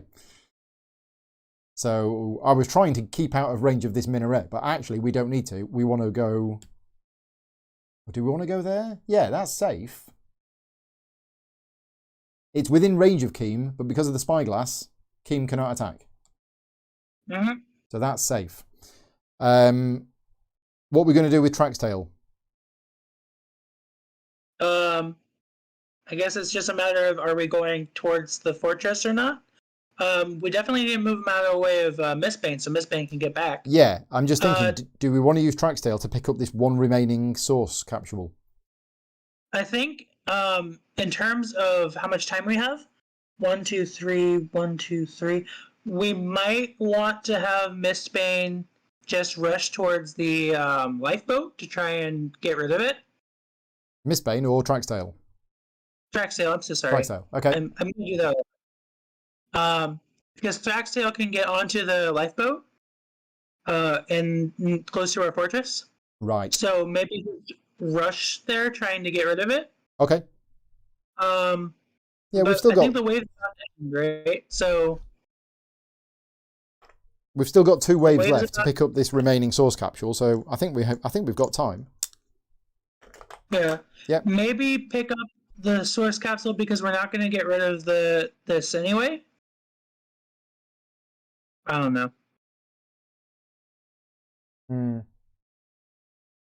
Because we need 3 turns from where we are. Yeah, the danger is if we send Traxtail back here now to pick up this source capsule, we might not get it back to base in wave 2, which means we're getting it back to base in wave 3, which means we've got to get rid of this lifeboat in wave 4, which means we don't have much time to use the cannonballs. Because at the moment we've got 5 cannonballs and we're not using them because this is in the way. Yeah. I think rushing him back... I'm not saying... No, I think so, yeah. I think we only have 2 turns at max. Yeah. Yeah, it's not going to get us. Now. I've just spotted something. Right. What we could do is we could fire a cannonball from cannon number 2 to take out this air clipper. And then next turn, Traxtail can use his 3 movement points to go 1, 2, 3. That works. Now, are we allowed to do that? Because this lifeboat is on a mountainous region and Traxtail cannot move onto mountains. Yeah, but we can move on to the... It doesn't matter where the lifeboat is. It counts as a Path Hex for our heroes. It says as if it were a Path Hex. So yeah, I think we can do that. So we sent Traxtail back. The air clipper isn't... The air clipper is on what? This air clipper has got 1... It's got 1 attack chip left, and that's it.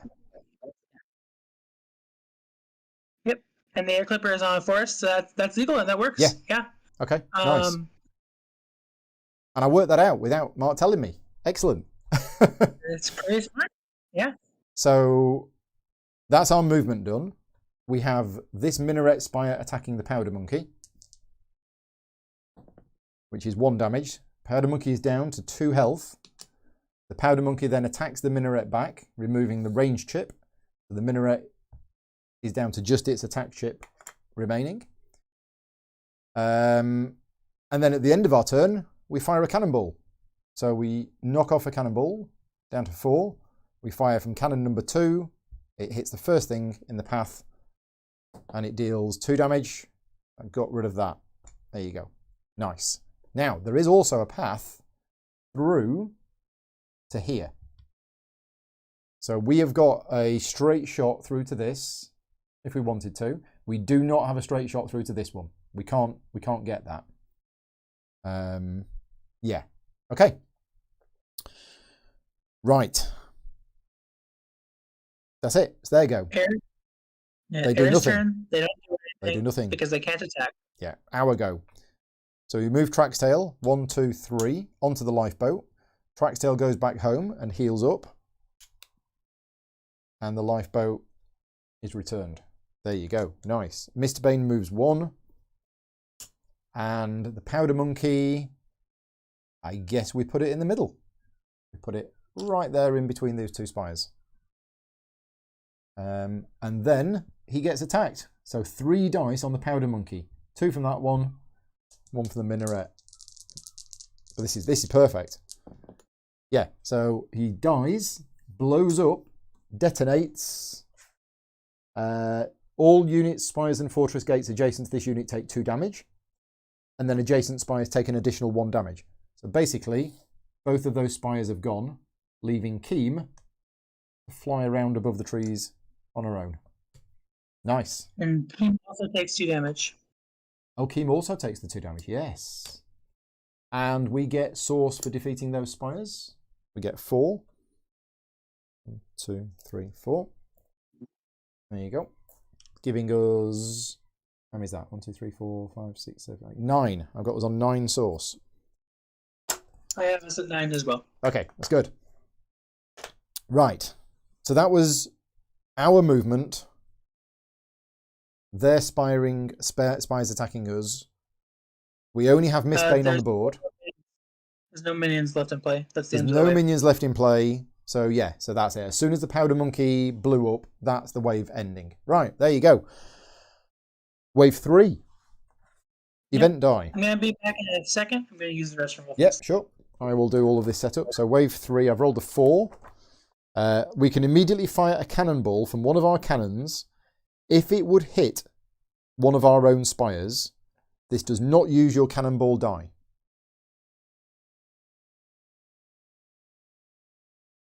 So we could, if I wanted to, fire a cannon from here to attack that. I don't know whether I want to.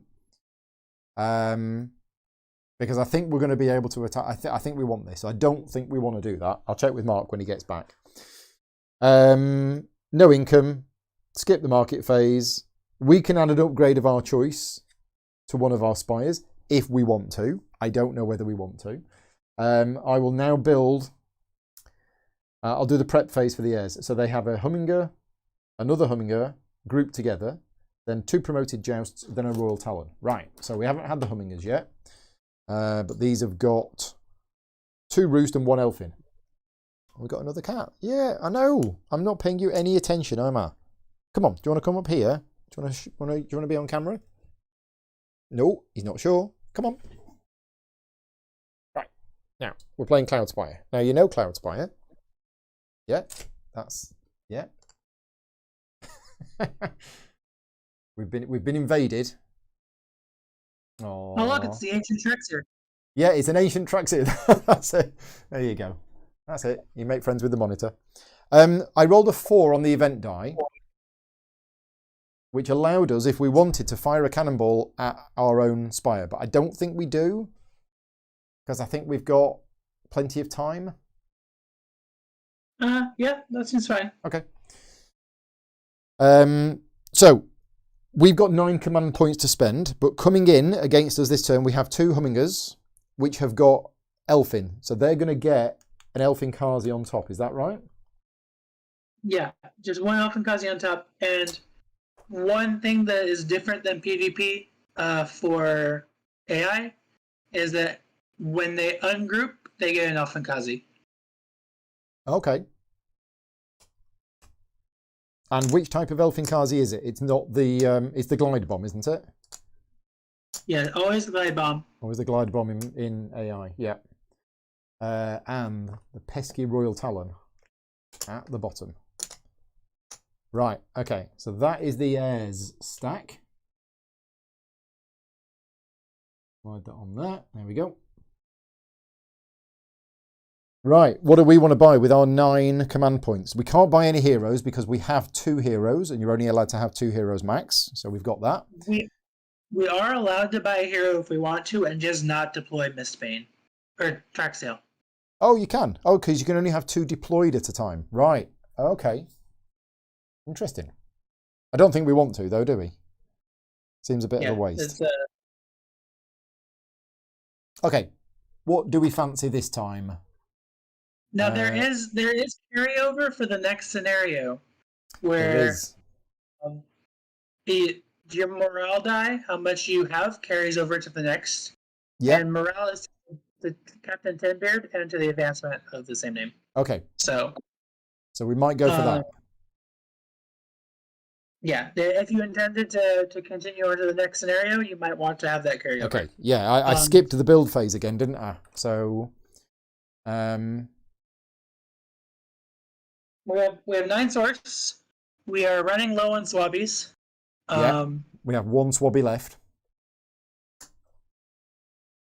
We could go with a manned glider. I think if John's in chat from Rob's Gaming Table, he was going to be very upset for me saying that. Let's see. Well, do we want to buy another cannonball with our sauce? I mean, sure, why not? Right? We're at 4. We need 5. Yep. Because I'm already using them. Spend 2 sauce on buying our 5th cannonball. Right. And now, so what's this? Captain's Cabin 1. Captain's Cabin 1, morale. Gain the morale die, set it to 0. Treat this die as a counter for each opposing unit you defeat through fortress retaliation, cannonball damage, or pulling the plank. Increase this die by 1.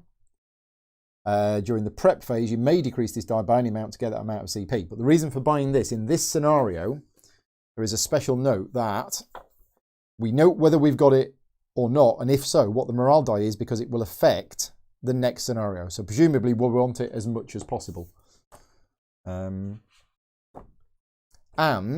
we can actually now attack. Can we attack Keem with the cannonballs? We can, yes. We should totally do that. We should. I will mention that Keem keeps us out of campfire mode, so defeating her outright. That is true. That is true. But yeah, I think spend 4 sauce, buy Captain's Cabin 1. Sure. We get the morale dice. That leaves us with 3 sauce, which I'm thinking potentially save to rescue the swabby or to buy some more cannonballs next turn. Next wave. Reasonable. Yeah. Okay. So we got 9 command points. What are we going to buy? 1 swabby. Easy. That's nothing. That's no command points. But what else? So we could, by the way, with our last resource, buy hold level 1, which would mean that it only costs us 1 source to save our swabbies, as opposed to 2. I think that would be useful if we did it early, but I don't think at the moment it's probably not worth it. Yeah. Because effectively that's costing us 3 source to then save 1. Well, save 2, but yeah. Save 2? Because we'll deploy it next wave, right? So. Oh, true. Yeah. Yeah. No, I think keep it. Right. So yeah, what we're going to spend our 9 on? Do we want to go for another powder monkey? Powder monkeys are good. We can't just deploy 3 powder monkeys because we only have 2. Yeah. Gunners are really strong. We do need to think about getting rid of those fortifications on the minarets. I think that's priority number 1 currently. Oh, of course, because although it's in range of it's in the line of the cannon, it's a fortification chip at the bottom. Yeah. So. Gunners are also really strong for dealing with the Royal Talon and other flying units that are going to be coming after us. Yeah. So gunner for sure, at least 1. Mm-hmm. If we got 2, that'd be the only thing we're deploying, and that's probably not good. So probably like a gunner and then 2 powder monkeys, or maybe we could go We haven't got enough for a gunner and 2 powder monkeys. Because a gunner's 4. Oh, nine. Powder Nine, monkeys are yeah. 3. So, like, gunner Corsair, maybe? I'm not sure if the Corsair actually did us much good last time. It was an expensive unit. I mean, it does have 2 attack. And it does have quite a lot of health. Yeah. It survives the onslaught that they bring in, and Yeah.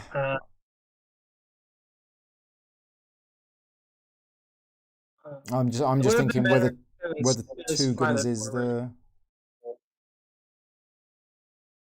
2 gunners might be just straight up be the play, right? And the thing with the gunner is that if it's not promoted, it's really bad.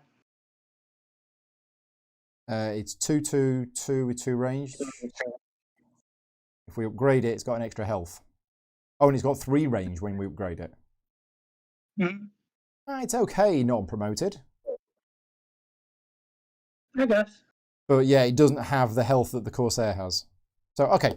Gunner, Corsair, Swabby. Now, how are we going to group them? Yeah, because we can put the Swabby in we can put the Corsair in front, and then with 3 range, even with 2 range, like if we chose to promote the Corsair, that also works, but I don't think we would. Okay. I don't know. So, as far as grouping goes, we can't embolden. No. So we don't have that advantage anymore. They're all moving if we grouped 2. anything, we would do with the Corsair, because we don't want to remove the gunners attacking.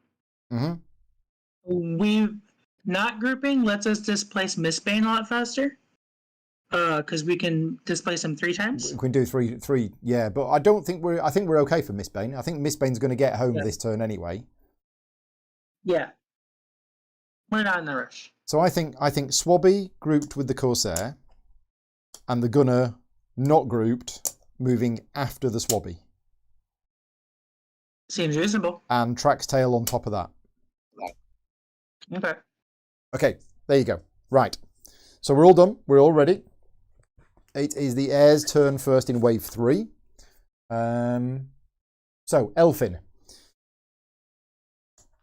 So the Heirs I've really struggled with learning, and even when looking at the AI, that's a bit more confusing even more. So the Elfin in a solo mode, how does that work?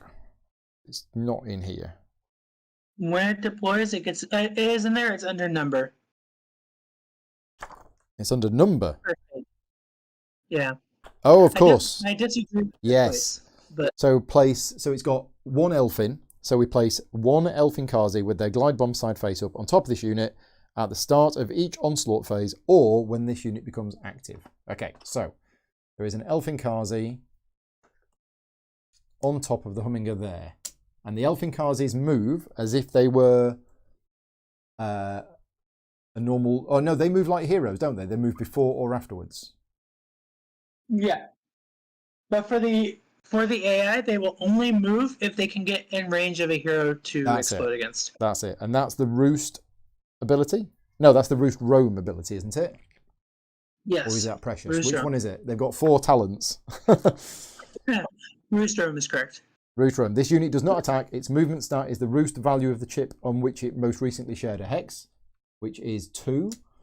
It will use any amount of its movement to get adjacent to an opposing hero. Otherwise, it does not move from its roost. So it will stay there until the Humminga is within 2 of a hero, at which point the Elfin Kazi will take off, fly over, and drop a bomb. Right. Okay. So, so it's the Humminga. Humminga's got 2 movement. 1, 2. The Joust has got 3 movement. So that's going to go 1, 2, 3. This Joust, we can put it there. And then the Royal Talon has got flying, and it's got 2 movement points.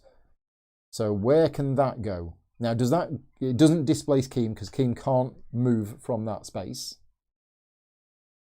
It has 2 movement points, so it goes north-south. So yeah, so it's either there or there. I don't think it matters really. But yeah, so other units displace flying units, but flying units do not displace other units. Right. Okay, Spires attack. We don't have any Spires attacking, so it's our turn. So we'll move Mistbane, 1. We'll move Traxtail, 3. Oh, I've put them in the wrong place again. We'll move the Swabby, 2. And then we'll move the Gunner, 1 to there. Right. We're all done. No attacks. Unless you want to. I don't think you want to. Don't think we want to attack it just yet. We can. Now, before we end our turn, we can shoot a cannonball against the Humminger. Yeah. To kill the Elfinkazi off, get a morale off that. We can also fire a cannonball at Keem. And also fire a cannonball at Keem. But we don't probably want to at the moment. Yeah. But we can fire a cannonball at this Elfinkazi. So what's it going to hit? Is it going to hit the Elfinkazi or is it going to hit the Humminger? It's our choice. Oh, it's our choice. But we can't hit the unit that's grouped with the Humminger. Yeah, because it's inactive. Okay. Now, if we were to kill both of the Hummingers, what happens to this Elfinkazi? It starts its turn off of a roost and will try and move to use its ability or get off of get onto a roost if it's able to. And if there's no roosts around, it just If there's no roosts around, it's just going to go to the space that has the most units and explode. Right. Okay. So I don't know. What do you think? Kill the Humminger or kill the Elfinkazi? We kill the Elfinkazi, we get a morale automatically, and we get 2 source. Sorry, we wouldn't kill the Humminger because it would just be 1 or 2 damage. Yeah. Yeah. I don't like the Elfinkazis, so I think let's shoot at that. So we've knocked a cannonball off. We are firing from cannon number 2, and off we go. It is 1, so the Elfinkazi is dead. We get 2 source for that, and as you say, we get a morale. So the morale goes up every time we kill a unit from either our Fortress Gate Retaliation or from a cannonball or from pulling the plank. Right. Or from a unit with morale, like Timbeard. Yeah. Okay, right, so it's now their go. So which one's going to go first? It's either the Joust or the Humminger. It's completely up to us. Yep. Now, if we remove the Humminger, it's actually going to block the route for the Joust. That's true. I don't know whether we want to do that or not. I think maybe we do. Yeah, I think if we move the Humminger to here, which means this Joust cannot get in, which means this Joust ends up going... 2 spaces. Say again? The first Joust you move moves 2 spaces because it can. That's a technically rule. It moves as much as it can, so it would move 2. Yeah. I don't know if that matters. So did I get that wrong? Where was it? That was. I've forgotten where things were now. Was it like that? Yeah. Right. It was like that. So this moves 2. I think they're both jousts, so it's the same, but yeah. So that first joust moves 2 spaces. Oh, so it moves all of it. It uses as much of its movement as it can. Mm-hmm. Okay, and it could move 2, but moving a 3rd one would move it further away, so it moves to there. Right. Okay, which means that one goes to there. Thank you. Yeah. And then it's this exactly word the Talon. same. Yeah, but it's useful for me to learn. And the Royal Talon flies to here. Right. We don't have any Spires attacking. So that's it for their turn. Our turn. We could fire another cannonball now, because you can fire them at the start of your turn if you want to. And you can fire multiple cannonballs, can't you? Yep. So that's it. Do we want to? This I could don't know. Devastating. Do we get benefits Well, if we do? I'm thinking if the more damage we do to all of this stuff with the cannonballs, our units are going to get further, and they can get further ahead, and they can start taking out these. Mm-hmm. Units will get out further if we do 2 damage anyway. So if they have 2 health, that's like that's basically as much damage as we need. Yeah. Because our units will kill them regardless, right? Yeah. So yeah, if something's at 3 health, we could probably shoot to put it at 2 while we have the chance. Yeah. The thing is, we always have that option. I guess we don't always have that option anyway. Because of the Spire we have in play. Mm-hmm. But we also have a Spire with 2 attack. Yeah. So, yeah. Well, I think that's going to be taking out the Royal Talon. Yep. Oh. We had the chance to add an upgrade to this, and I completely forgot. Back into the whatever phase, in the build phase, we could have added an upgrade to one of our spires. Yep. We would have done that, wouldn't we? Of course, whatever you say. So without thinking about it, I think I'm just going to put another attack upgrade on it. Yeah, the danger is that we don't have enough time to actually destroy our own spire, but I think we'll be okay. Right. So now heroes can't displace other heroes, can they? Or can they? They cannot. No. So I think we can't get these 2 crossed over. We might have to lose a movement point on Traxtail this turn. Yeah. So move Traxtail to here, move Mistbane to here. Then the Swabby moves, and the Swabby moves 2 and displaces Mistbane to there. And then the Gunner moves 2 and displaces Mistbane to there. Taking the flank with him. Okay, right. That's movement done. No spires, no attacks. No, right. So the heir's turn. The Hunger goes first and moves 2. Then we have either of the jousts, and it. Oh no, either the joust or the Royal Talon. That's just as near as well. So we could move the Royal Talon next.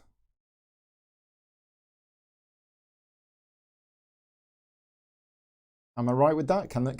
All of these 3 are equidistant from here? I think the Royal Talon's technically closest because it can move through non-path. Oh, and you count the distance that it can go. Right. Okay. Yeah. So I think what I'm saying is if we move that one to there, which we can do, then it will be displaced by the joust. Yep. So what happens is that joust will go there. No, let's get this right. So this joust has got 3 movement points. It will have to move all 3 movement points if it can. Mm-hmm. So is that 1, 2, 3 or 1, 2, 3? We have those 2 choices. Is that right? Correct. So if I do the first one, which is 1, 2, 3, when it moves from here to here, that displaces the Royal Talon.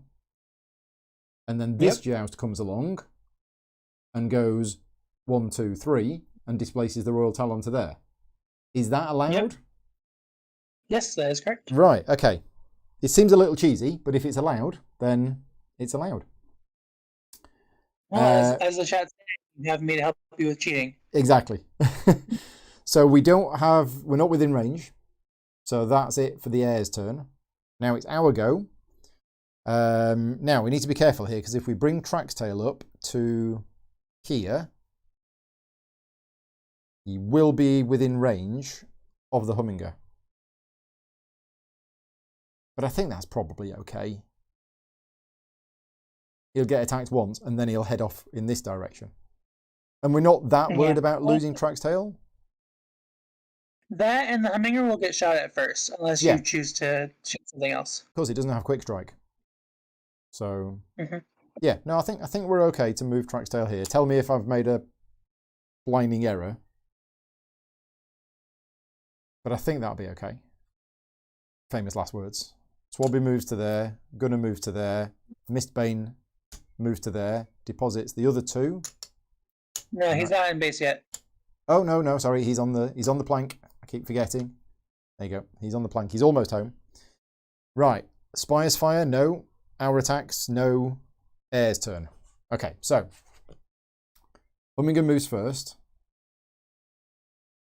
and goes 1-2. Then this joust goes 1-2-3. Then this joust goes 1-2, and then the Royal Talon goes 1-2. Right. The joust has quick strike. Yep. So that attacks first, and it attacks our spire, and it doesn't swap places with it because it's not a minion. Okay. But now our spires fire, and we got 2 dice. So what do we want to attack? So if we attack the Humminger, then we defeat it on retaliation. Yeah. Or we can start working away at these jousts and let the gunner kill the Humminger. I will say we kind of want to kill the Humminger just to get the Elfinkazi revealed so that we can kill the Elfinkazi. Yeah. So because if we defeat the Humminger on retaliation now, we get the level up, we get the source, and then the Elfinkazi is available for us to attack with the gunner to give us even more source. Mm-hmm. Yeah, let's do that. And so 2 dice from the air clipper onto the Humminger. double blank. 1. Okay. That's okay. That's okay. So now the joust has already attacked. This joust cannot attack. So this Humminger attacks, does 2 damage to Traxtail. Traxtail is down to 2 health. Traxtail retaliates back, killing the Humminger, revealing the other one underneath, and we get a new Elfinkazi. And we also get 2 source. We get 2 source, and Traxtail gains an upgrade. So I think fortification. Yep. If you get an attack, you can one-shot the Humminger, but also we would be at 2 health and probably die to the joust. So okay. So that's that's that done. That's their movement. That's their attacks. It's now our turn. Mistbane goes home. There you go. So we got 4 of the source capsules. So if the Swabby has to move, and it will displace Traxtail unless we move Traxtail first. Mm-hmm.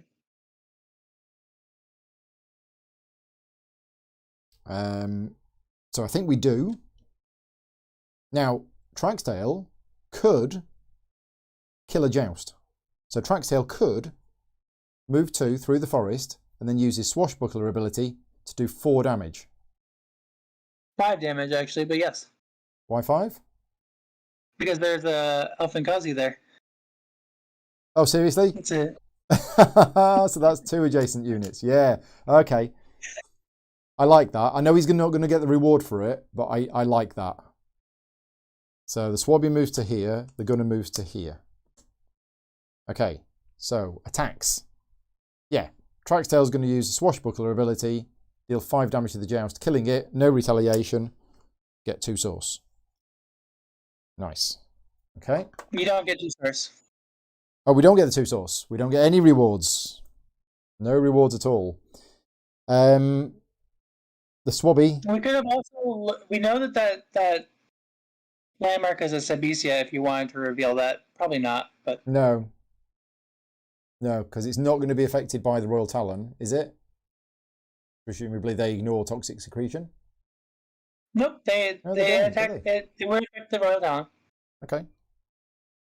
So if you wanted to reveal the Sabesia, deal the extra 2 damage to the Royal Talon, and that's fine. I will mention that because of our poor life choices, Darksail will die. Okay. Because the Royal Talon will be next to it and kill him. That is true. That is true. But he died heroically. So He died the way you're supposed to with poor electricity. Yeah, I'm just if we reveal this, is it going to end up? I mean, it'll do lots of damage to the Royal Talon for sure, but will it end up hurting us as well? It would, yes. So it's kind of a weight of how much damage do you want to do to the Royal Talon? How much are you willing to hurt yourself to get it done? Because Toxic Excretion is it 2 damage or 1? It's 1, isn't it? It's 1 per space. Yeah. So it'll be 2 damage. What have we got underneath the Swabby? We've got the Corsair. I think we might be okay. Yeah, I think reveal it. I think we might be okay. So, Traxtail's done his job. Yep. The Swabby does a slap on the Elfinkazi, which is basically no damage, isn't it? Why has it got that ability? Because it's got 0 attack anyway. Because units without an attack set aren't allowed to attack. So this allows it to attack, which lets it trigger retaliation. Okay. Because it says this unit attacks and retaliates. Oh, even if its attack stat is 0. So it does attack, but it does no damage. Yes, and then the unit that attacks retaliates against it. Oh, I see. So it forces a retaliation. Yes. Right, which is what happens here. Mm-hmm. No, because the Elfinkazi's got flying. So the Swabby... Attack the Elfinkazi, you can attack the Humminger. It can attack the Humminger. So it deals no damage to the Humminger, slaps him in the face, and then the Humminger does 2 damage back to the Swabby, killing the Swabby, which then invigorates the Gunner or the Corsair.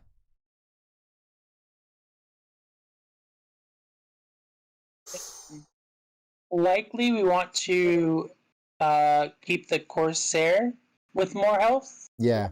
Because... And we can also... let me double check wave 4. What's coming in wave 4? Windrush, we Joust. Oh dear. We can use it to capture a Humminger, so they have 1 less Humminger. Okay. So we'll upgrade the Corsair. Right. Okay. So that was our attack. Now we have the Gunner, and the Gunner is going to try and shoot the Elfinkazi. Yeah. So he's got, which he does, because he's got air defense, so he can attack flying things. He's got 2 attacks, so the Elfinkazi is dead, and we get 2 more souls. Right. Gosh. I think that's it. Yeah. Looks like it's it. Yeah. Okay, so now it is the Air's turn. Well, the Humminger can't move. The Joust can't move. So we are at the end of our turn, actually. So just for a thing, we could shoot a cannon at the Humminger if we wanted to. We definitely do, because then when it attacks the Corsair, by the way, should be on 5 health, not 1. Yeah, when it attacks the Corsair retaliates and kills it. Yeah, we actually don't want the Corsair to retaliate to kill it, though. We can use Riposte to keep it at full health and then attack it the next turn.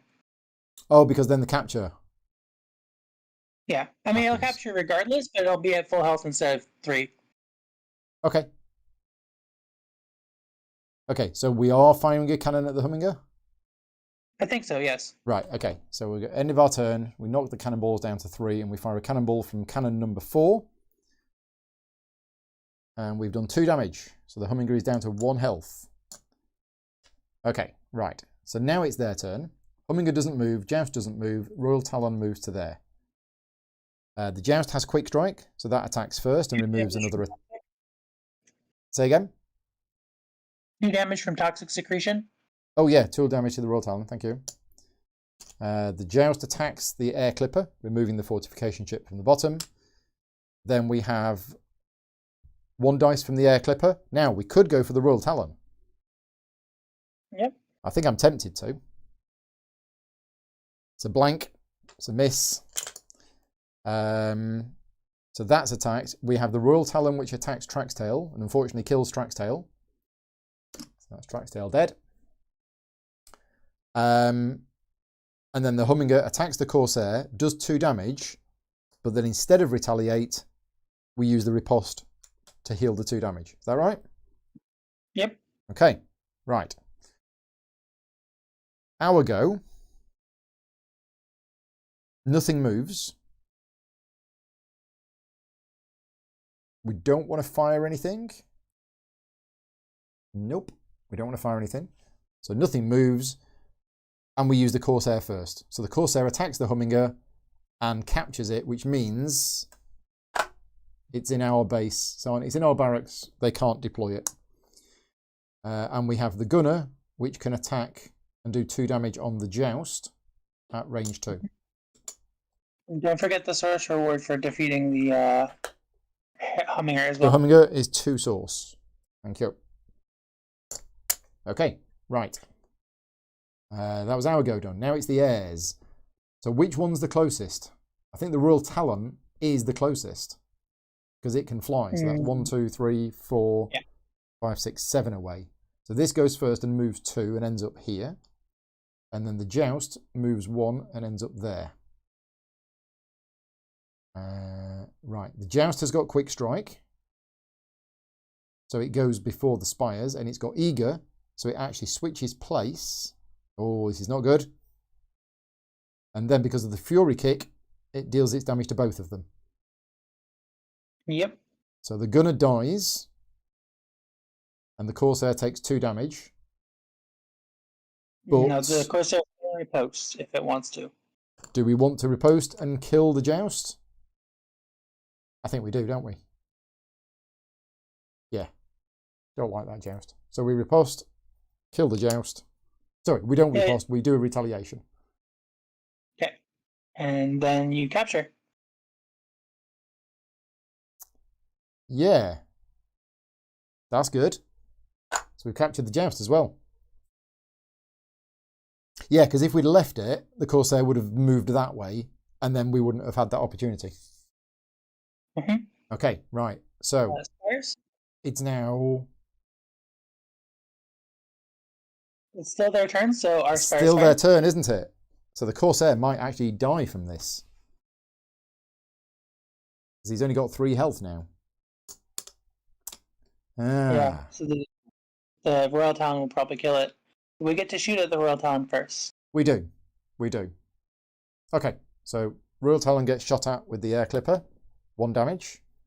Then the Royal Talon defeats the Corsair, because it can. Corsair is gone. And then it's our go. And we don't have any units. Yeah. We do have cannons, though. We do have a cannon. So we could just...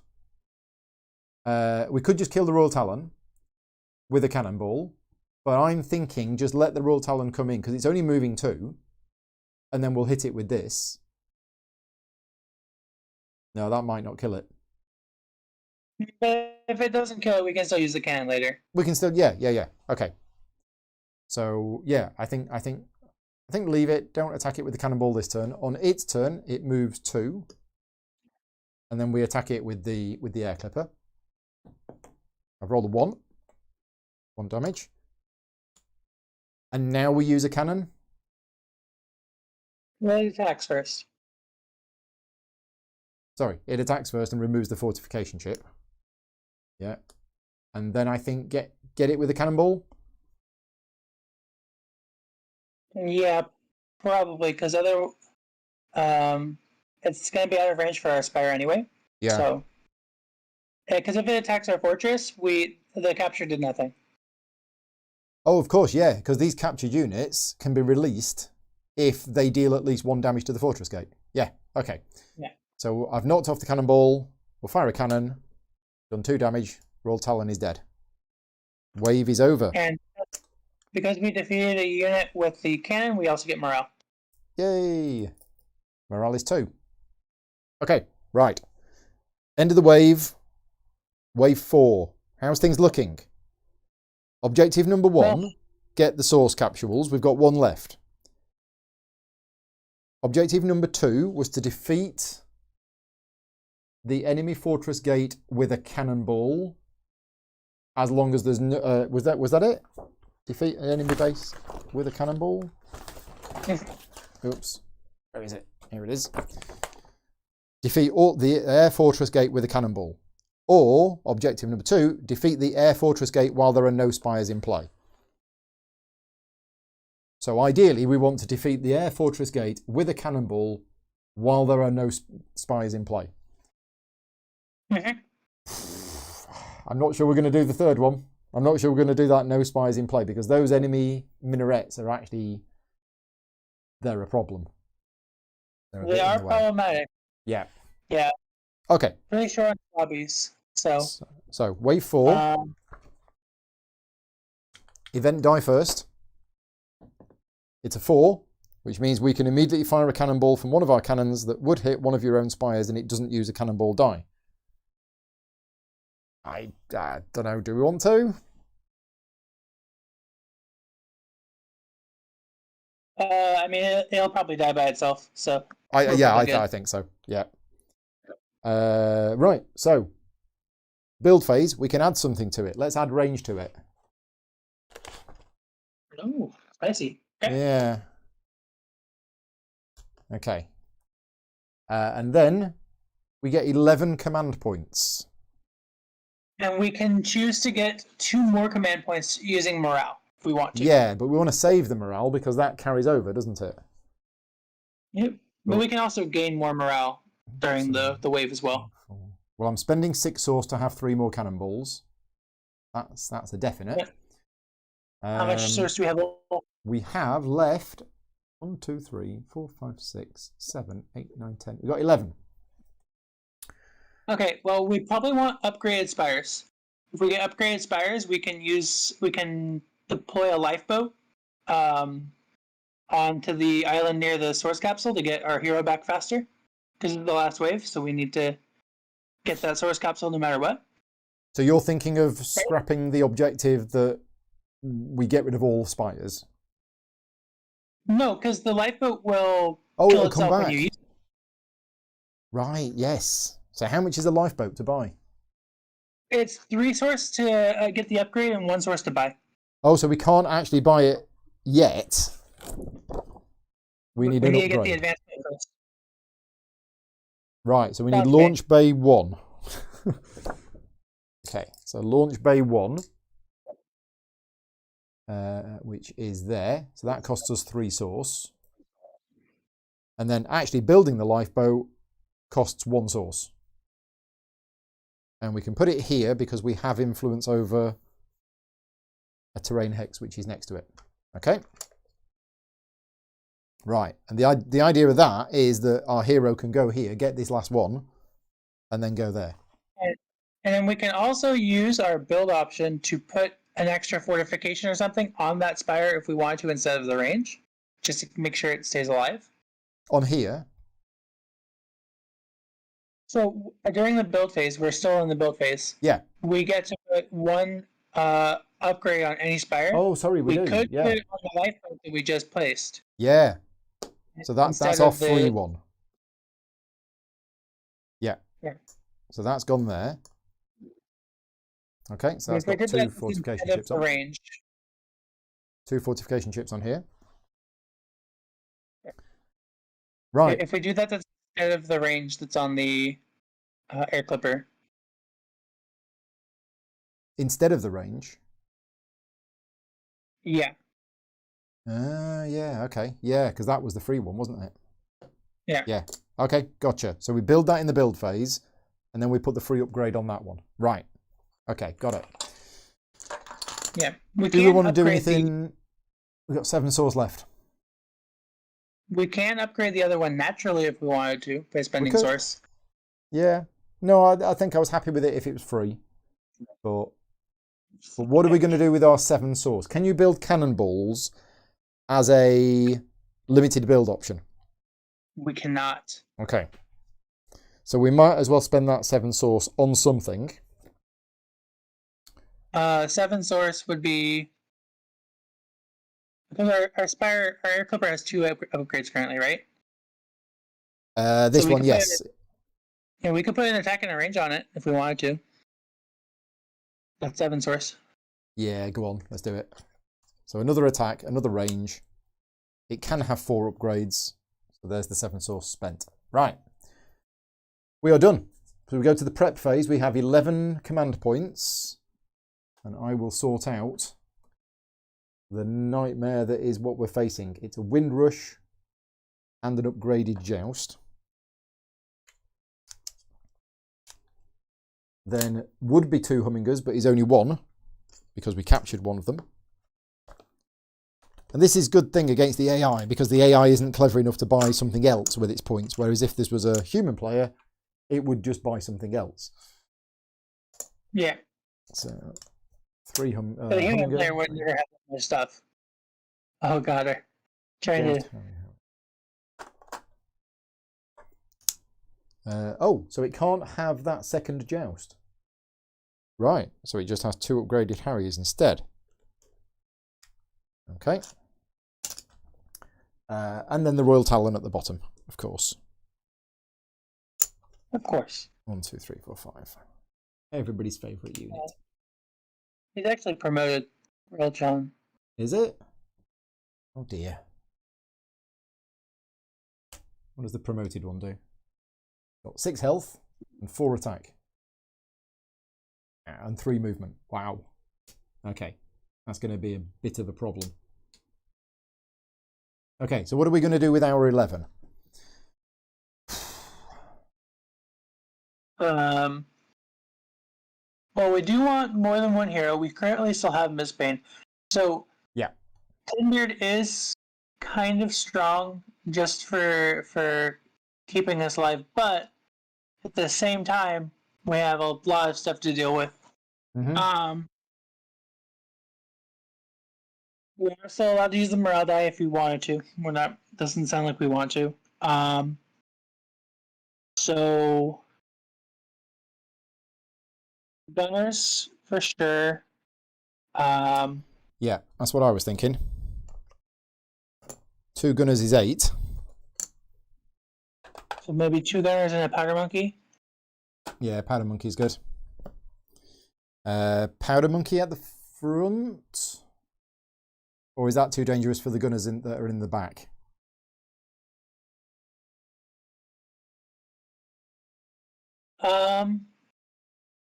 Yeah, that is a concern.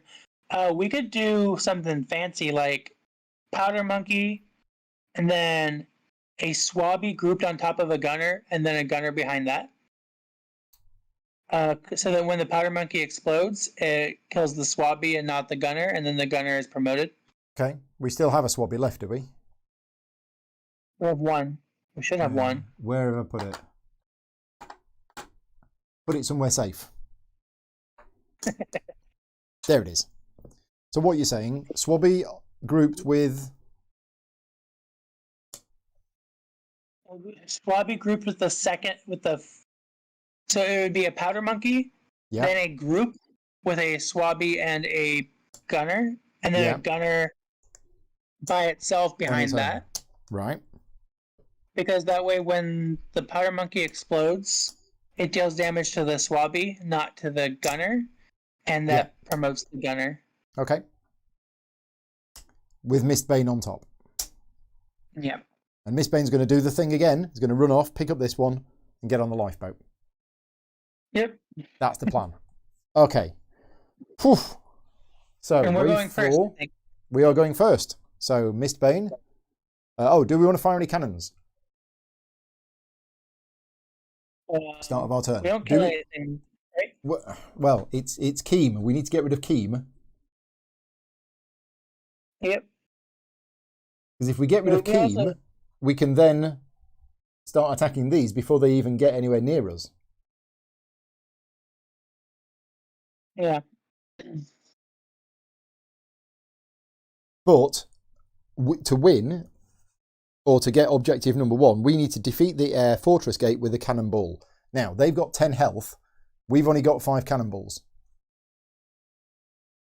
Yeah. So we are somehow going to... Yeah, we're going to have to get in and deal some damage and then finish it off with a cannonball. But I don't know how we're going to do that, because by the time we've got there, there won't be any units left. and they'll be defeated. And then the wave will end. How many of these objectives did you do when you did your test game? 3. Ugh. I mean, 1. I got 1. Yeah. That's okay. like, yeah. It was very hard. This is a very hard scenario. You didn't get all 3 objectives on your first play, honestly. No. Right. Anyway. Yeah, so my concern is that Keem has got 2 attack and 3 range. And it's probably worth a couple of cannonballs to get rid of it. Because otherwise it's going to deal us more damage than we can take before we get to it. How did you deal with Keem in your playthrough? Well, I had a lot more swabbies. Right, okay. Yeah, I was disregarding the swabby. Matthias says you don't have to group them with the swabby to promote them. No. Yeah, the swabby can promote anything. Doesn't have to be grouped with it.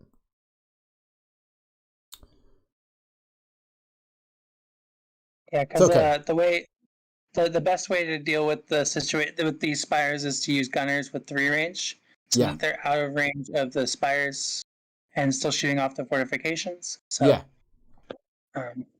yeah. Okay, right. So no cannonballs for now. Hour go. Mistbane. 1, 2, 3. Powder Monkey. 1, 2. Swabby. Oh, I've done it wrong again. I've put them on the wrong place again. I will never stop doing that. There you go. So Powder Monkey, Swabby, grouped with Gunner at the back. Okay. Well, the reason we're grouping them is because when the Powder Monkey explodes, we don't want it to kill the gunner. Yeah. That's why we're grouping it. It has nothing to do with promotion. Yeah, that's why we're grouping those 2. Okay, we're done. No spires. It's the heir's turn. Okay, just going to get rid of this.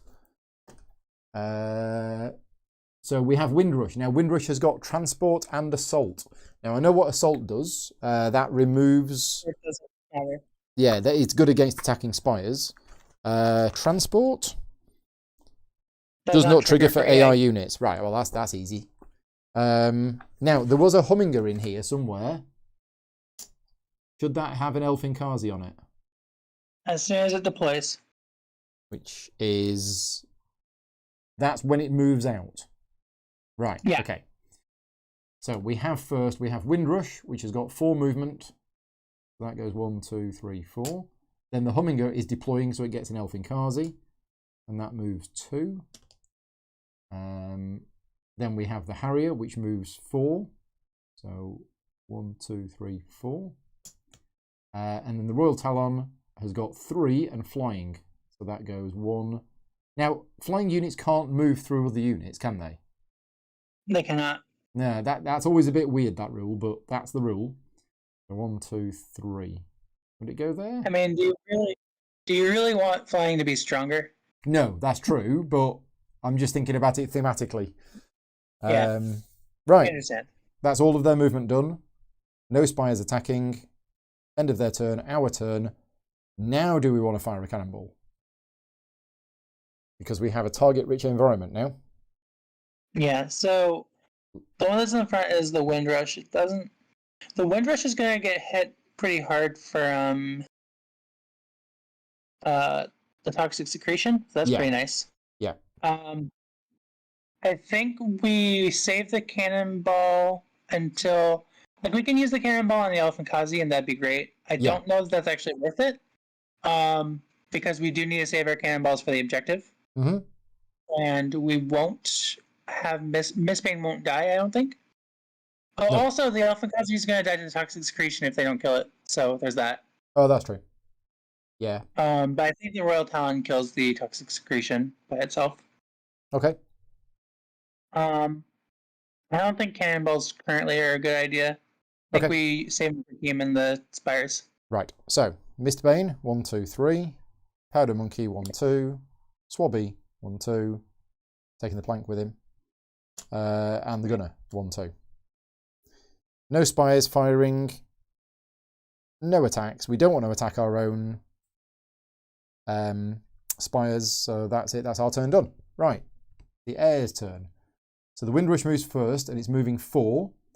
Now we can choose to move it into here first, so it takes more damage. So 1, 2, 3, 4. So it's moved through 3 hexes of toxic secretion, so it's down to 2 health.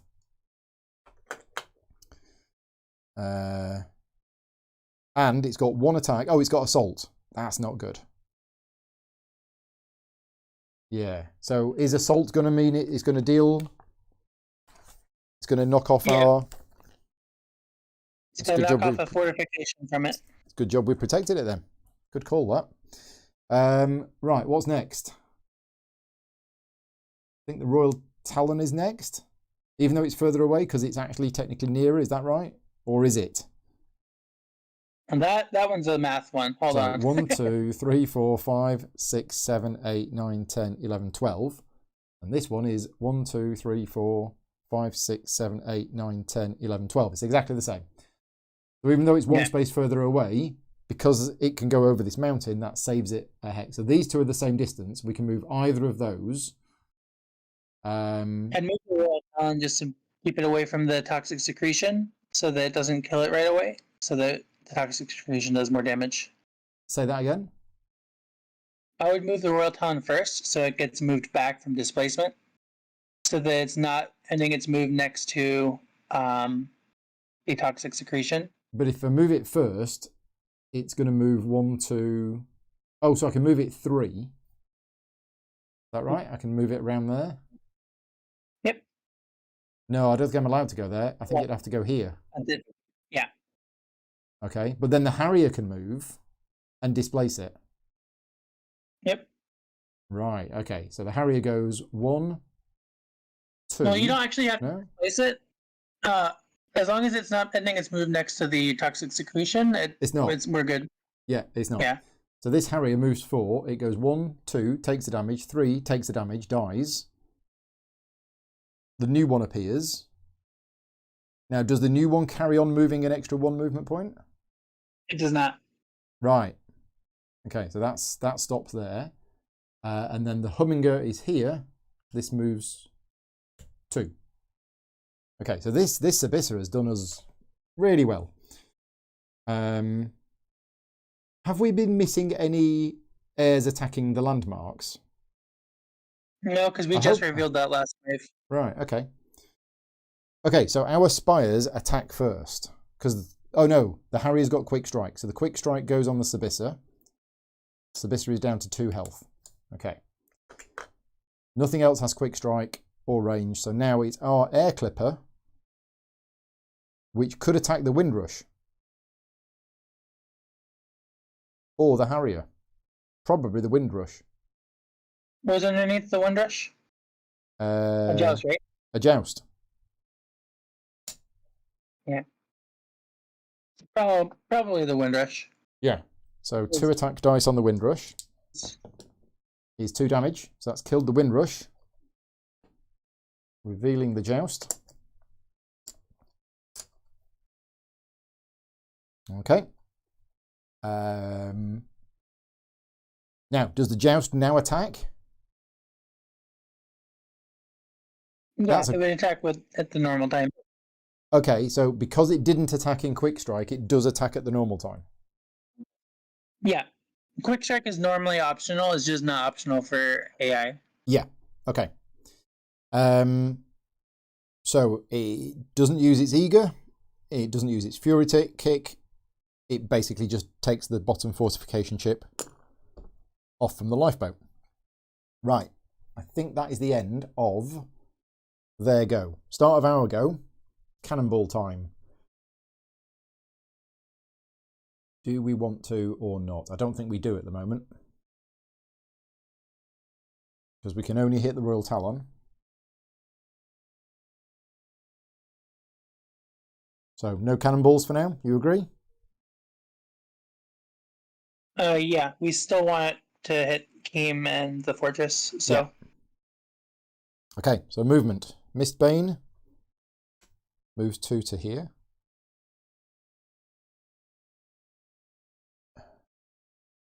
I don't know if we're going to be able to keep this lifeboat. It's okay. We can just make another one. Oh, because we're limited build. Yeah, we don't have any source though.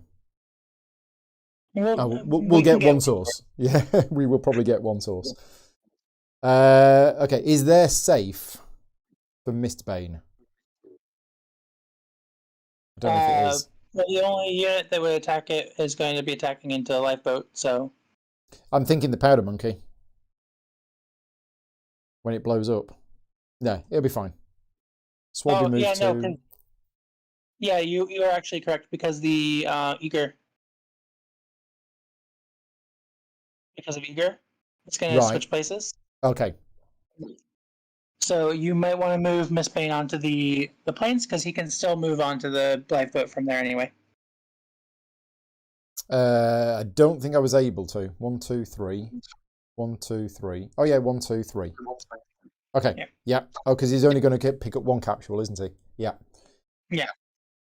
Right. No spires attacking us. We don't have any attacks. Unfortunately, this gunner has got 2 range, but it's out of range. Pistolier is out of range. So that's it. Okay, there you go. So the Joust moves to here. Then the Harrier goes... Now, we can choose to not have it next to the Air Clipper. It's always going to have the same movement of being next to the lifeboat anyway. Oh, yeah, because that's closer, isn't it? Yeah, so it goes there. Taking a damage from the toxic secretion on the way through. Then we have the Royal Talon, which moves 2, taking 2 damage on the way. And then we 3 spaces? Oh, yeah, 3. So it moves to there. Yep. And then the Elfinkazi, the Humminger moves 1, 2, taking 2 damage. Yeah, that's the bit has been amazing. Oh, and the Elfinkazi as well. Yep. Yeah, we've killed so many things with this. And that's the thing with this game. If this had been a different piece, it would have been a completely different game. Mm-hmm. It doesn't take much in this game for one small tweak to have a big effect on it. Right, so Quick Strike. The Harrier has Quick Strike. The Joust has Quick Strike.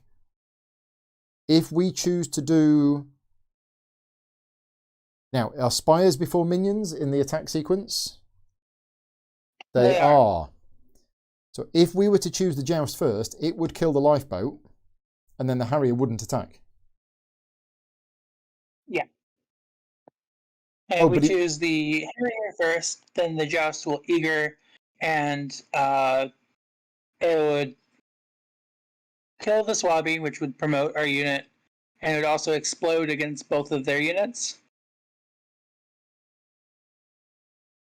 because of detonate. Yeah. So I'm thinking that we probably want that, don't we? I think so. Yeah. So we want the Harrier to go first. The Harrier attacks the lifeboat and kills it because it's got 2 attack. So that's gone. Then the Joust goes. The Joust uses its Eager to switch places. But then because of Fury Kick, it attacks the Swabby, kills the Swabby, attacks the Powder Monkey, kills the Powder Monkey. So the Swabby's Invigorate kicks in, and we get to promote one of the gunners. Does it matter which one? Yeah. The back one would have more options overall, maybe? Yeah. Okay. And then the Powder Monkey blows up and deals, is it 2 damage? Well, actually, the front one, yeah, it'll deal 2 damage to both of them. And then 1 to each spire. Yeah. Okay. Done, I think. Yeah. Another advantage of using the front one is so that if the Royal Talon doesn't die to everything that's about to happen to it, it'll only kill the unpromoted one. Right. Um, I I think. will say that we are about to go into campfire mode. Also, this is during their turn, so we did pick up Yeah, the sword I was going to capsule, say I forgot right? to pick up that. Okay. So we now have our air clipper. Yep, because it's their turn, so we're still shooting. And we're going to take out the Royal Talon. Or try to. Seems reasonable. It's 2 damage. The Royal Talon is down to 1 life. Okay. And that's it. No, now the Royal Talon attacks, and it attacks the air clipper and removes the bottom fortification.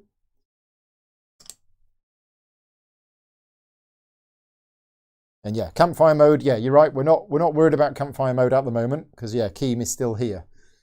Right, our go. Limited build action. So actually, I would actually advise against doing a limited build action right now. Okay. We want the air clipper to go away, and I don't think that they have enough damage to actually get it to go away. Okay. So I think our best move is move Mistbane up next to the Spire by moving him and then getting him displaced, so that Mistbane can attack the Spire for us. Since the Royal Talon only has 1 health, we don't have to worry about it killing us. Okay. And then once we get rid of that Spire, we use a limited build on that spot we just opened. Wow. To put the light there. So talk that through me again. We're going to use Mistbane to move because he can move 2.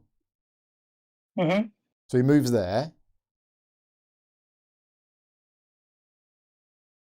And then he can shoot the Royal Talon and just get rid of it. Oh no, he's not got air defense. He can't. Yeah, he doesn't have air defense. He can't get rid of the Royal Talon. Okay. But what I'm saying is, because the air clipper has does it have 3 upgrades or 2 right now? It's got 3. It's got attack, range, attack. Yeah, so we need to get rid of those upgrades ASAP. Yeah. But only our heroes are able to do that. Oh, only heroes. Right. So we need Mistbane to go over there and start attacking it. Yeah. So if we can knock out.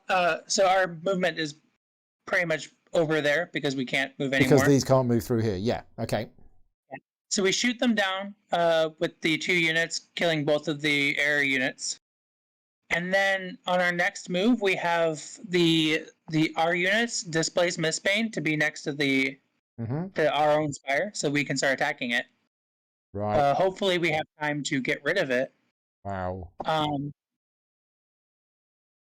The thing is, we still need to also get rid of the Spires. We need to get rid of their Spires over there as well, next to their fortress. I'm not sure if we're going to have time to do that. We are not, no. So what we're saying right now is this gunner attacks the Joust and kills it, and this gunner attacks the Royal Talon and kills it. Is that right? Yeah. Okay, so they're gone. We get 5 source. 5. Okay. And Mistbane doesn't attack? I mean, he could. He doesn't have anything he can attack. He's got our Spire. Pistoler doesn't work on Spires, sadly. Right. I wish it did. That makes sense when you think about it thematically. You can't really shoot a pistol at a Spire and knock it down. Yeah, get those arrows. Yeah. Right. So we're all done. Okay. So it is now the air's turn. The Humminger is closest. It moves to here and dies from the toxic secretion. And that's it. Yep. Okay, right, our go. So we move this gunner first, 1, 2, displacing Mistbane. Then we move this gunner, 1, 2, displacing Mistbane. And then our attacks is Mistbane attacks this, taking the chip off. Right, got it. Air's turn, nothing happens, our turn. Gunner moves 2, taking a damage from the toxic secretion. Well, we don't have to move it next to the toxic secretion. Oh, hang on. Oh no, because it's making progress there. Right. 1, 2. Mistbane stays where it is. We defeat the Sabissa with one of the gunners, getting 4 source. 1, 2, 3, 4. And we take another chip off that. Keen prevents campfire mode, yes. Yeah. On the heirs' turn, the heirs don't do anything. Then on our turn, 1, 2, 1. And then Mistbane attacks that. So that's gone. Heirs' turn, nothing. Our turn. I'm going to build. Limited build. So we use a limited build action. We spend 1 source and we build a lifeboat. Okay. Then this gunner moves 2. This one moves 2. And yeah, so we'll want to attack with the back gunner first, I think. The one that's got 3 health. Mistbane. Yeah. Mistbane goes home, right? Mistbane goes home, gets on the lifeboat. Right, so that's 1 objective achieved. So that technically we have won. Because we've achieved 1 of the 3 objectives. Right, so yeah, so the gunner at the back fires first, dealing 2 damage. Yeah, so if we do retaliated against. Yeah. And takes 2 damage back. Okay, but then the other gunner attacks and kills Keem. Now at this point, our hero would go into campfire mode, but our hero is no longer in play. End of the turn. The heirs do nothing, and on our turn, we want to... So we're going to zigzag the front one so that it only moves 1 space. And then we move... yeah, that works. And no, we kind of want the other one to be going to the north path. We do, but... yeah, this works. This works. Yeah. So then we would shoot. Yeah. We need to make sure to get that we have to kill the top one, the northern one, first, but we need to get the fortification off that bottom one. So. Yeah. So we are out of range of their spires, which means this one can attack that and take the fortification chip off. Okay. Their turn, nothing happens. Our turn, so we have to move this one first. The reason I kind of wanted to put the other one first is because it was able to move to the plain sex on the top. Oh, this one can? Yeah. Right, okay. But yeah, so this one has to move first, and this one moves to there. Yep. And then this one moves to there. Then the other one. Yep. Okay, now. We couldn't have used the cannonballs before this. We could have, but it would hit our own units. Yeah. Okay. So we use the first shot on the healthier one and hope not to get a crit. Then use the second shot on the healthier one. So enemy spires, we can choose who they attack. They don't follow a priority system, or do they? They do follow a priority system, but they're able to kill this. Yeah, because it could roll a 2. Okay, so the first spire is going on the gunner with 2 health, and I rolled a 2, unfortunately. So now we just hope for a miss. There's a miss. Wow, nice. So, what are we attacking? So we attack into the north one, I think. Yeah, so we got rid of the fortification chip. I mean, we're still not going to do this. We are nowhere near going to do this. Yeah, for sure. Okay, but this is fun. We get a lot of misses. Yeah. Okay. Now it's our turn again. Unless we have the end of... No, we have end of turn. We have end of turn, and we can now use the cannonballs along here to get rid of this. Yeah. So we should probably shoot 1 cannonball there. Yeah. I guess it... Yeah. Yeah, Just one cannonball to just try and get rid of the range upgrade on the bottom of that. It is a 1, so we get rid of that range upgrade there. So now we're immune from this one. all of the ones. This one can't hit us now. And that's how dice work. You used up all of the ones. I did, yeah.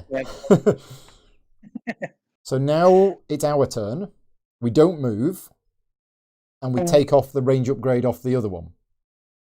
Yeah, assuming that it doesn't. Assuming it misses. Oh, of course, yeah. It's a 1. So we are dead, and the wave ends. Yeah. And that's it. Yeah. We got one objective. One right now, but we are very close to 3. Were we close? Because if we had just a little bit more damage, we would have been able to get rid of both of the spires. Yeah. And then do 2 to 4 damage. We still had 4 cannonballs. That's Well, 4 cannonballs is probably on average 4 damage. 4 damage. Yeah. And he's got 10 health. Yep. So I don't think we were anywhere close to defeating the Fortress Gate. But we were close to 2 renown. How would we have got the second renown though? If there are no spires in play, that's still a win. No. The second one is, so the first objective is defeat the Air Fortress Gate with a cannonball. We wouldn't have done that. The second one is defeat the Air Fortress Gate while there are no spires in play. Oh, gotcha. Yeah, it wasn't just remove all spires. It was both of 1 and 2 was defeat the Air Fortress Gate.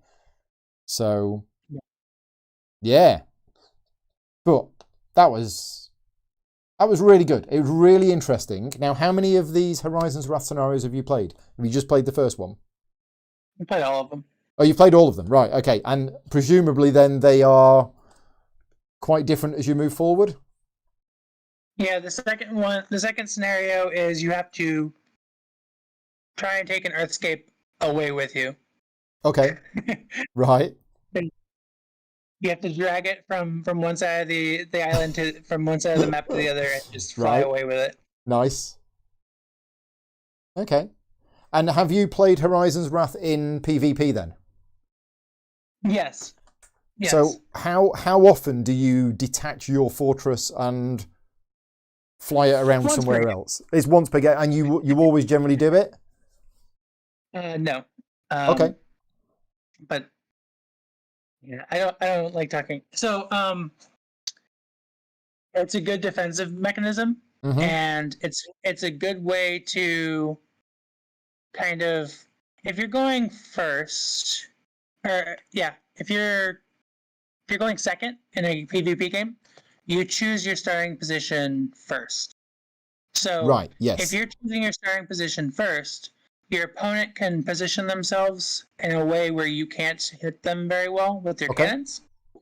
And so the reposition is good for that. Right. And also, but I think of the Horizons Wrath cannons more like siege towers from Brannon. Okay, yep. Hitting your opponent's fortress isn't that important. I do think it's funny with Uprising, because if you go Horizons Wrath versus Uprising, because all of their way gates are fortresses, you shoot your cannons and it always hits their fortress basically. Right. Okay. So yeah, no, that was cool. So yeah, you enjoyed it? Yes, it was a very interesting game. And as we said earlier on, one slight change can have a ripple effect, and the fact that Sebessa appeared there meant that we were able to, I mean, revealing it was absolutely the right thing, but at the time it was touch and go as to whether to reveal it or not. And I'm glad we did, because it dealt so much damage to things. But yeah, really interesting scenario.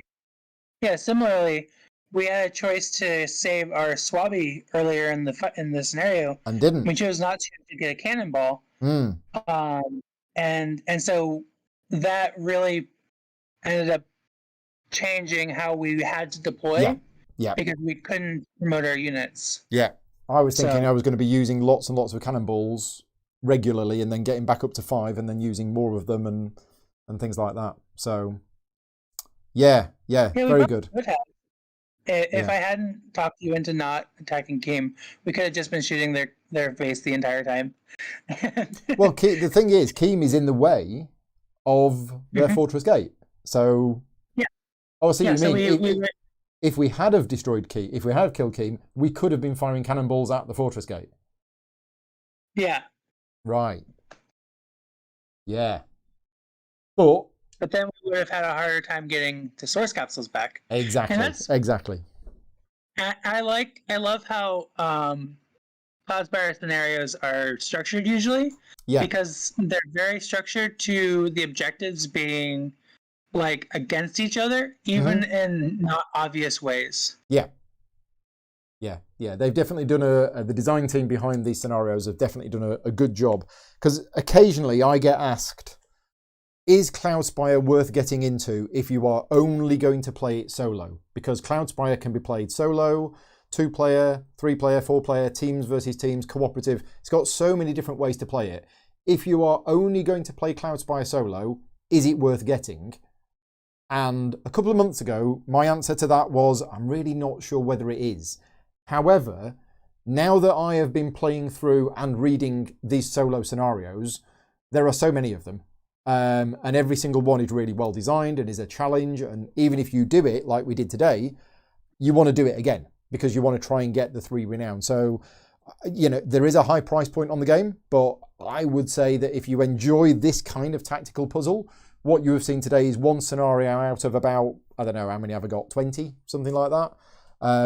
Yeah, I mean, that's your decision at the end of the day, whether you want to spend that amount of money. But what I'm saying is the solo content for this game alone there's a lot of it. I'm probably never going to get through all of the solo content for this game. I'd love to. Maybe I will. But yeah, we need them to stop designing more scenarios, I think. Dear Chip Theory Games, please stop designing games because we haven't got time to play them all. Yeah, I'm sure they'll appreciate that. Right. Anyway, are you gonna get back to bed and get a few hours sleep, Mark, or are you up now for the day? I'm up for the day. I'm actually a morning person, but right, not usually that early. Not this early. Well, yeah, I do appreciate you getting up early for this. So yeah, I went to bed early just anticipating this. So, how many Cloudspire rules questions have you answered during the stream on the Discord channel? None. Oh, I restrained. You restrained yourself. It. Well, I'm sure if you go back to it now, there'll be a whole pile of them, probably from me. No. Yeah, thank you for the help today. And again, every time you play it, it's just learning extra little bits, and all of those will definitely, I'll get to the point, hopefully, where I'll be able to play it without making any mistakes. Hopefully, but you never know.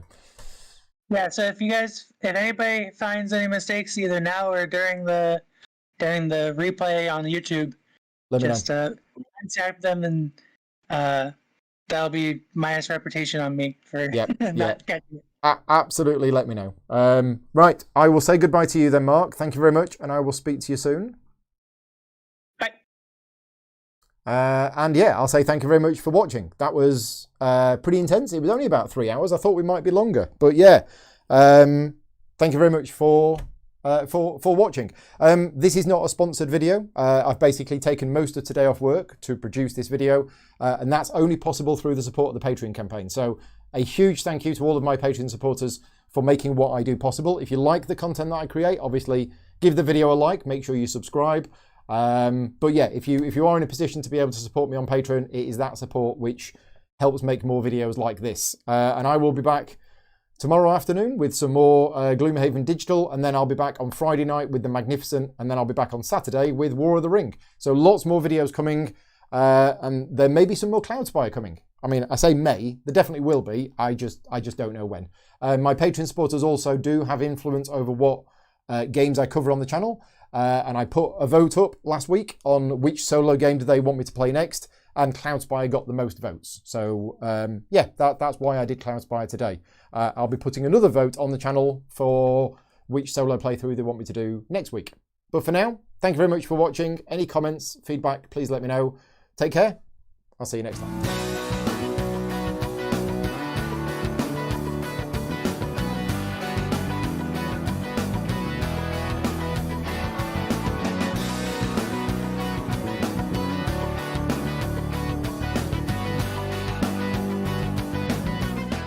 Gaming Rules is proudly sponsored by Game Toppers, upgrading your gaming experience. Visit GameToppersLLC.com.